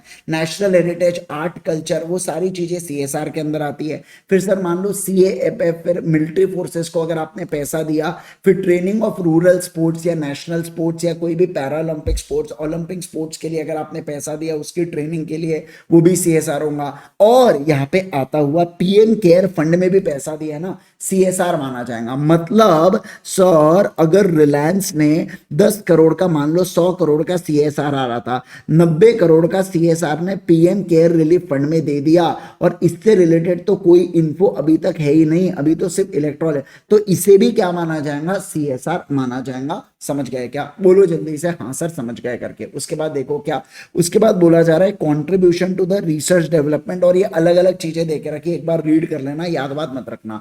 फिर कुछ प्रैक्टिकल इंसाइट्स वगैरह, कोविड के समय इन्होंने दनादन नोटिफिकेशन लाए थे कि अगर आपकी ऑर्गेनाइजेशन है और आप वैक्सीन वगैरह बनाते हो, आप ऑक्सीजन सिलेंडर बना रहे हो, मेडिकल इक्विपमेंट के लिए पैसा दे रहे हो, तो ये सब सीएसआर माना जाएगा। फिर एक हर घर तिरंगा बेटा यहाँ पे लाया गया था, किस चीज प्रमोट करने के लिए awareness about Indian national flag, तो ये प्रमोट करने के लिए आजादी का अमृत महोत्सव 75th ऐसा याद आ रहा हूँ आपको, 1-2 साल पहले भी हुआ था, तो हर घर तिरंगा वाली चीज आई थी, आई थिंक सो पिछले साल की बात है।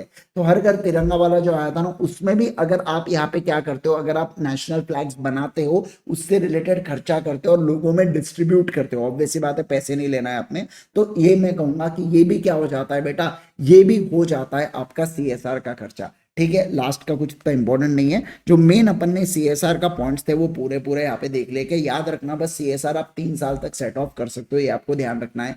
फिर ये अपन ने बाकी जो बात किए थे कितना सीएसआर का खर्चा होना चाहिए वो देखा, इंपैक्ट असेसमेंट बहुत ज्यादा इंपॉर्टेंट है सीएसआर के अंदर, ठीक है ना। चलिए सर, तो यहाँ पे होता है अपना सीएसआर पूरी तरीके से समाप्त। अब अपना बचता है थोड़ा बहुत पोर्शन, अपना ज्यादा बचा हुआ नहीं है, तो अब अपन बचे हुए पोर्शन को भी पूरा फिनिश करते हैं। जो 2 मेजर सेक्शंस थे अपने, वो पूरे के पूरे यहाँ पे समाप्त हो जाते हैं क्या, यस सर, ठीक है ना। चलिए अब हम लोग क्या देखने वाले, right of members to the copy of audited financial statements के बारे में हम लोग यहाँ पे पढ़ने वाले हैं। चलिए अब हमारे बचे हुए आखिरी 2-4 सेक्शंस को भी हम लोग फिनिश ऑफ करते हैं। सबसे पहले मैं आपको सेक्शन नंबर 136 पढ़ाने वाला हूं, जो आपको बात करता है right of members two copies of audited financial statements. देखो क्या होता है, ये जो फाइनेंशियल स्टेटमेंट्स है, ये फाइनेंशियल स्टेटमेंट्स को प्रिपेयर कौन करता है, मैनेजमेंट फाइनेंशियल स्टेटमेंट्स को प्रिपेयर करते हैं। और फाइनेंशियल स्टेटमेंट्स को एक जो ऑडिटर है, यानी कि जो चार्टर्ड अकाउंटेंट है जिसके पास सीओपी है, वो इस फाइनेंशियल स्टेटमेंट्स का ऑडिट करता है। तो बोला जा रहा है कि एक बार ऑडिट हो गया फाइनेंशियल स्टेटमेंट्स का, तो वो बन जाता है ऑडिटेड फाइनेंशियल स्टेटमेंट्स। और यहां पे बोला गया right of member to the copies, मतलब मेंबर का अधिकार है कि वो उसको क्या मिलना चाहिए, उसको कॉपीज मिलना चाहिए। किसकी कॉपीज मिलना चाहिए, ऑडिटेड फाइनेंशियल स्टेटमेंट की कॉपीज मिलना चाहिए। किसकी बोलो, ऑडिटेड फाइनेंशियल स्टेटमेंट की कॉपीज मिलना चाहिए। देखो, right of a member two copies of audited financial statements and उसके सर्कुलेशन के बारे में सेक्शन नंबर 136 बात करता है। तो देखो क्या बोला, a copy of financial statements including consolidated financial statement यानी कि सीएफएस हुआ, दूसरा ऑडिटर रिपोर्ट हुआ, और तीसरा एवरी अदर डॉक्यूमेंट जो लॉ कहता है कि आपने अटैच करना पड़ेगा। ठीक है ना, ध्यान रखना कंपनी की अगर सब्सिडरीज है यहाँ पे, तो उसका सेपरेट ऑडिटेड या अनऑडिटेड फाइनेंशियल स्टेटमेंट्स भी यहाँ पे देना पड़ेगा क्या, बिल्कुल देना पड़ेगा। अगर मेंबर मांगता है तो, समझना बात को, कब अगर मेंबर यहाँ पे मांगता है तो। अब सवाल बनते हैं किस किस को देना पड़ेगा, तो मेंबर को दो, ट्रस्टी ऑफ डिबेंचर होल्डर्स को दो, और every other person, every two all person other than member and trustee, जो भी फ्रॉम द पर्सन एंटाइटल, मतलब वो सारे एंटाइटल व्यक्ति जिनको चाहिए ये audited copy of financial statements, उनको देना पड़ेगा। तो फाइनेंशियल स्टेटमेंट में सीएफएस, ऑडिटर रिपोर्ट और बाकी सारे जो लॉ कहते हैं वो डॉक्यूमेंट्स को अटैच करके आप मेंबर डिबेंचर के ट्रस्टी को और इसके अलावा अदर पर्सन को दे देना चाहिए। कितने दिन? मीटिंग से कम 21 दिन पहले। क्या कहा मैंने? बोलो, डेट ऑफ मीटिंग से कम 21 दिन पहले आपको यहां पे देना पड़ेगा। क्या? बिल्कुल बिल्कुल सर, 21 डेज से पहले, मतलब 21 डेज से पहले आना चाहिए। जैसे देखो ये मीटिंग है, मीटिंग के 21 डेज पहले आपने दे दो। सर ये 21 डेज से कम भी हो सकता है क्या? हो सकता है। कब? अगर मान लो कंपनी हैविंग शेयर कैपिटल है तो आपको मेजॉरिटी ऑफ होल्डर्स की परमिशन लगेंगी। जैसे मान लो 1000 शेयर होल्डर्स है, 7 लाख का कैपिटल होल्ड करते हैं, तो मेजॉरिटी का मतलब क्या होता है? 501 की परमिशन लगेंगी। और 95% ऑफ शेयर कैपिटल मतलब 7 लाख का 95% मतलब 6,65,000, मतलब सर बोला जा रहा है कि मेजॉरिटी जो होल्ड करे 6,65,000 का शेयर कैपिटल, उतने लोगों की परमिशन, दोनों कंडीशन होनी चाहिए अचीव। फिर से कहूंगा, मेजॉरिटी भी और 95% भी। फिर दूसरा क्या बोला? और जहां पे शेयर कैपिटल नहीं है वहां पे 95% ऑफ टोटल वोटिंग पावर आता है। क्या? बिल्कुल बिल्कुल आ जाता है। ठीक है, फिर देखो हमने क्या पढ़ा सर, फिर हम लोग यहाँ पे बात करेंगे मैनर ऑफ सर्कुलेशन के बारे में, मोड एंड मैनर के बारे में। थर्ड प्रोविजो देखो क्या कहता है, central government to prescribe the manner of circulation of financial statement of companies having net worth and turnover. तो ध्यान दीजिए, सेंट्रल गवर्नमेंट बताता है कौन से कंपनीज में, तो बोला हर एक लिस्टेड कंपनी। क्या बोला? बोलो जल्दी से। हर एक लिस्टेड कंपनी में आपको ये सर्कुलेशन करना है। इसके साथ साथ ऐसी पब्लिक कंपनीज जिनका नेटवर्थ 1 करोड़ से ज्यादा है एंड साथ साथ में टर्नओवर 10 करोड़ से ज्यादा है। नेटवर्थ भी 1 करोड़ से ज्यादा और उसके साथ साथ टर्नओवर भी 10 करोड़ से ज्यादा चाहिए। उन लोगों को, उन कंपनीज के लोगों को 21 दिन पहले आप ये भिजवाओगे audited financial statements. Electronic mode से भिजवा सकते हो या फिजिकल कॉपीज को डिस्पैच कर सकते हो। सर डीमैट फॉर्म में तो रजिस्टर्ड ईमेल आईडी पे भेज देना, अगर अदरवाइज डीमैट है तो आप यहाँ पे दूसरे मोड से भिजवा सकते हैं। ठीक है सर। अब देखो और क्या बोला, statement containing salient features which may be circulated by listed company. अब देखो सेकेंड प्रोविजो क्या कहता है यहाँ पे, ये कहता है कि अगर लिस्टेड कंपनी है, क्या कहा मैंने? बोलो, अगर लिस्टेड कंपनी से तो कॉपी ऑफ डॉक्यूमेंट है ना, ये इंस्पेक्शन के लिए अवेलेबल रहेगा। कहां पे इंस्पेक्शन के लिए अवेलेबल रहेगा? अगर लिस्टेड कंपनी है तो ये सारी कॉपीज ऑफ डॉक्यूमेंट अवेलेबल है इंस्पेक्शन के लिए रजिस्टर्ड ऑफिस में during working hours for the period of 21 days before the meeting. मतलब मीटिंग से 21 डेज पहले से ये क्या हो जाएगा? अवेलेबल हो जाएगा इंस्पेक्शन के लिए। दूसरा बोला जा रहा है आपने स्टेटमेंट बनाना है जिसके अंदर आप सेलिएंट फीचर्स रखोगे। क्या रखोगे? बोलो, सेलिएंट फीचर्स रखोगे डॉक्यूमेंट के, क्योंकि अब देखो इतने सारे फाइनेंशियल स्टेटमेंट्स को प्रिंट करा के मेंबर को भेजेंगे तो उनको भी कुछ काम नहीं रहने वाला है। सही मायने में उनको भी कुछ काम नहीं है यहाँ पे। तो क्या बोल रखा है इनके द्वारा, तो इनका कहना है कि आप सेलिएंट फीचर्स को एक डॉक्यूमेंट में डालो और उस डॉक्यूमेंट का नाम होगा फॉर्म कौन सा? AOC 3। और अगर इंड एस फॉलो करती है कंपनी तो AOC 3A, और उस डॉक्यूमेंट को आप हर एक मेंबर, हर एक ट्रस्टी को भेज दो यहाँ पे। कितने दिन पहले? 21 डेज पहले।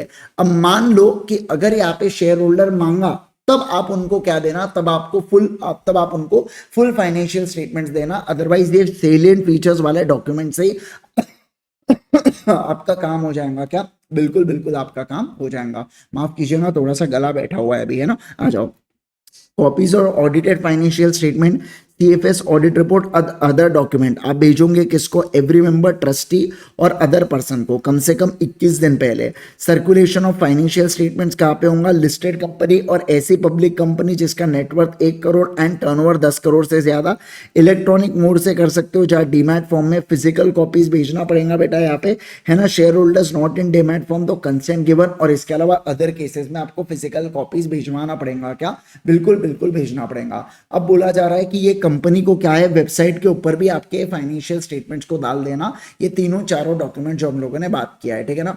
अब बोल के रखा है सर कि वो मान लो where such foreign subsidiary statutory required to prepare CFS, मतलब सर एक इंडियन कंपनी है, अब इंडियन कंपनी की एक फॉरेन सब्सिडरी है। अब ये फॉरेन सब्सिडरी के जो फाइनेंशियल स्टेटमेंट्स है ना, वहां पे ऑडिट होते हैं उस कंट्री के लॉ के हिसाब से।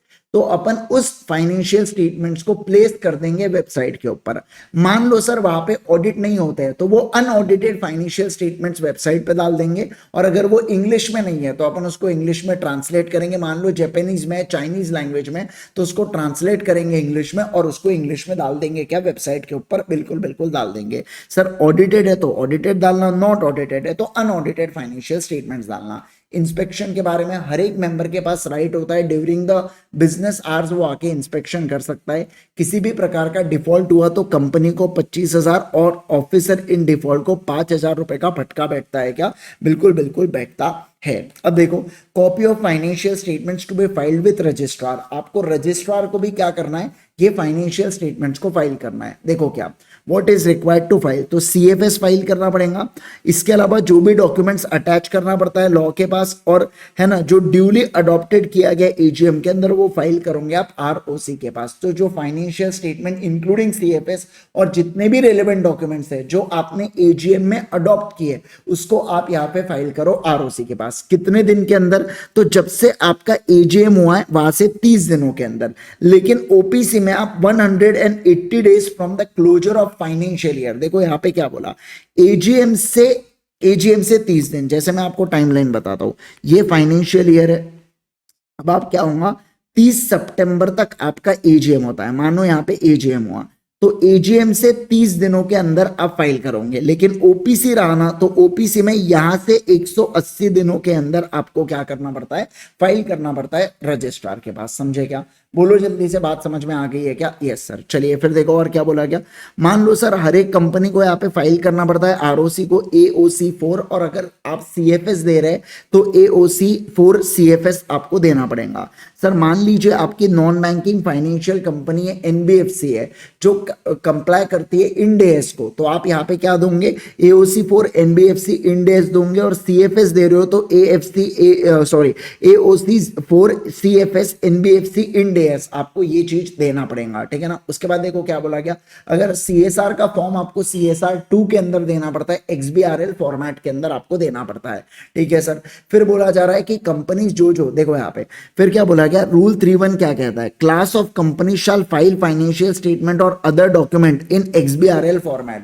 मतलब ये फॉलोइंग क्लास ऑफ कंपनीज को एक्सबीआरएल फॉर्मेट में देना पड़ेगा, एओसी फॉर्म 4, ठीक है ना, ई फॉर्म एओसी 4 एक्सबीआरएल फॉर्म में देना पड़ेगा फॉलोइंग क्लास ऑफ कंपनीज को। कौन सी, जो लिस्टेड है, दूसरा जिसका पेड अप कैपिटल 5 करोड़ से ऊपर, या जिसका टर्नओवर 100 करोड़ से ऊपर, या ऑल कंपनीज जिनको यहाँ पे इंड एएस लगते हैं ना, तो हम कहेंगे कि इनको एक्सबीआरएल फॉर्मेट के अंदर देना पड़ेगा। कौन से, एक्सबीआरएल। एक्सबीआरएल का फुल फॉर्म देख लो, एक्सटेंसिबल बिजनेस रिपोर्टिंग लैंग्वेज। क्या है बोलो, एक्सटेंसिबल बिजनेस रिपोर्टिंग लैंग्वेज। ये आपको एमसीक्यू में पूछ सकते हैं। सर फाइनेंशियल स्टेटमेंट्स मान लो एजीएम में अडॉप्ट नहीं किया, अब अपन ने ऊपर बोला था एजीएम में अडॉप्ट किए, दूसरा एजीएम में अडॉप्ट नहीं किए, तो बोला फिर भी मान लो जब से एजीएम हुआ है और एजीएम में अडॉप्ट नहीं किया, तो एजीएम से 30 दिन के अंदर आप फाइनेंशियल स्टेटमेंट्स को फाइल कर देना। इसे आरओसी प्रोविजनल मानेगा। क्या मानेगा, प्रोविजनल मानेगा। जब तक आप एजीएम में, फिर उसके बाद आप अडॉप्ट करना फाइनेंशियल स्टेटमेंट्स, और जैसे ही आप फाइनेंशियल स्टेटमेंट्स को एडजर्न एजीएम में अडॉप्ट करोगे, वहां से 30 दिन के अंदर फाइल कर देना, और आरओसी बोलेगा ठीक है हमारे पास डॉक्यूमेंट्स आ गए। एक्सक्यूज मी, है ना। तो ये बात यहाँ पे आ जाती है, ठीक है सर। अब मान लो सर आपने अगर एजीएम ही हेल्ड नहीं किए तो कोई बात नहीं, जो लास्ट डेट ऑफ एजीएम था वहां से 30 दिनों के अंदर आप यहाँ पे फाइल कर दोगे क्या, सारे डॉक्यूमेंट्स को, रीजन बता देना ऑफ नॉट होल्डिंग एजीएम से रिलेटेड। देखो क्या हो सकता है, एजीएम हेल्ड हुआ, एजीएम नहीं हुआ। अब एजीएम नहीं हुआ तो डॉक्यूमेंट्स को और रीजन के साथ आप फाइल कर देना आरओसी के पास 30 दिन के अंदर फ्रॉम लास्ट डेट जब से एजीएम होना चाहिए था। मान लो सर एजीएम यहाँ पे हो जाता है, ठीक है ना, तो कॉपी ऑफ एफएस या जो भी डॉक्यूमेंट्स है वो अडॉप्ट हो गए तो 30 दिन के अंदर, अनअडॉप्टेड है बेटा तो 30 दिन के अंदर इसे प्रोविजनल मानेंगे, और जब इसको आपने अडॉप्ट किया तो वहां से फर्दर 30 दिन के अंदर अपन फाइल कर देंगे क्या? Yes sir. चलिए अब देखो और क्या बोला गया यहाँ पे, और बोला गया यहाँ पे कंपनी हैविंग सब्सिडरीज। मान लो सर कंपनी है along with the financial statements to be filed, तो ध्यान रखना कंपनी शाल, कंपनी क्या करेंगी, फाइनेंशियल स्टेटमेंट्स के साथ साथ अटैच करेंगी सब्सिडरी या सब्सिडरीज जो इंडिया के बाहर इनकॉर्पोरेट हुई है, and which have not establish place of business in India, मतलब जो इंडिया के बाहर ही है और इनका पीओबी भी इंडिया में नहीं है ना, तो वो बाहर की कंपनीज है तो उनके भी फाइनेंशियल स्टेटमेंट्स को अटैच करेंगे क्या? हाँ। और मानो सर कि यहाँ पे अब एग्जांपल के लिए कि यहाँ पे फिफ्थ प्रोविजो देखो क्या कहता है, which is not required to get audited. मान लो सर अगर वो जो सब्सिडरीज है अगर वहां के लॉ के तहत अगर ऑडिट नहीं होता है तो कोई दिक्कत की बात नहीं, अनऑडिटेड फाइनेंशियल स्टेटमेंट्स आप फाइल कर देना, और अगर अदर देन इंग्लिश होंगे ना तो अदर देन इंग्लिश होंगे तो इंग्लिश में ट्रांसलेट करके उसको दे देना। समझे क्या आप बात को? बोलो जल्दी से क्या आप बात को समझे क्या, है ना? Yes sir. तो आरओसी को आपको देना पड़ेगा वो सब्सिडरीज भली इंडिया के बाहर बनी है और जिसका प्लेस ऑफ बिजनेस इंडिया में नहीं हो उसके भी एफएस को आपको देना पड़ेगा। दूसरा क्या बोला समझना बात को, कि वहां के लॉ के तहत के हिसाब से ऑडिट नहीं हुआ कोई बात नहीं, अनऑडिटेड ही हमको दे देना, और इसके साथ एक डिक्लेरेशन दे देना साथ में कि अनऑडिटेड है वहां के लॉ के हिसाब से, और अदर देन इंग्लिश होंगी तो इंग्लिश में ट्रांसलेट करके दे देना। और सर ये एक बार पेनल्टी पढ़ लीजिए आपको ध्यान में रह जाएंगी 10,000, और अगर कंटिन्यूइंग ऑफेंस होता है तो 2 लाख तक की पेनल्टी लगती है कंपनी को, और जो भी ऑफिसर इन डिफॉल्ट है उनको 10,000 और कंटिन्यूइंग फेलियर के केस में 50,000 रुपए की पेनल्टी लगती है 100 रुपए प्रति दिन के हिसाब से। इंटरनल ऑडिट के ऊपर चलूंगा, सेक्शन नंबर 138 इंटरनल ऑडिट के बारे में बात करता है, यानी कि कंपनी को इंटरनल ऑडिट कराना पड़ता है कुछ पर्सन को, यानी कि इंटरनल ऑडिटर को अपॉइंट करते हैं कंपनी, इंटरनल ऑडिटर को अपॉइंट करती है और वो डे टू डे अफेयर्स को चेक करता है बराबर से लॉ के हिसाब से है या नहीं है करके। सर कहां कहां पे इंटरनल ऑडिट कराना पड़ता है, तो देखो सबसे पहला है लिस्टेड कंपनी, फिर है अनलिस्टेड कंपनी, और फिर है प्राइवेट कंपनी।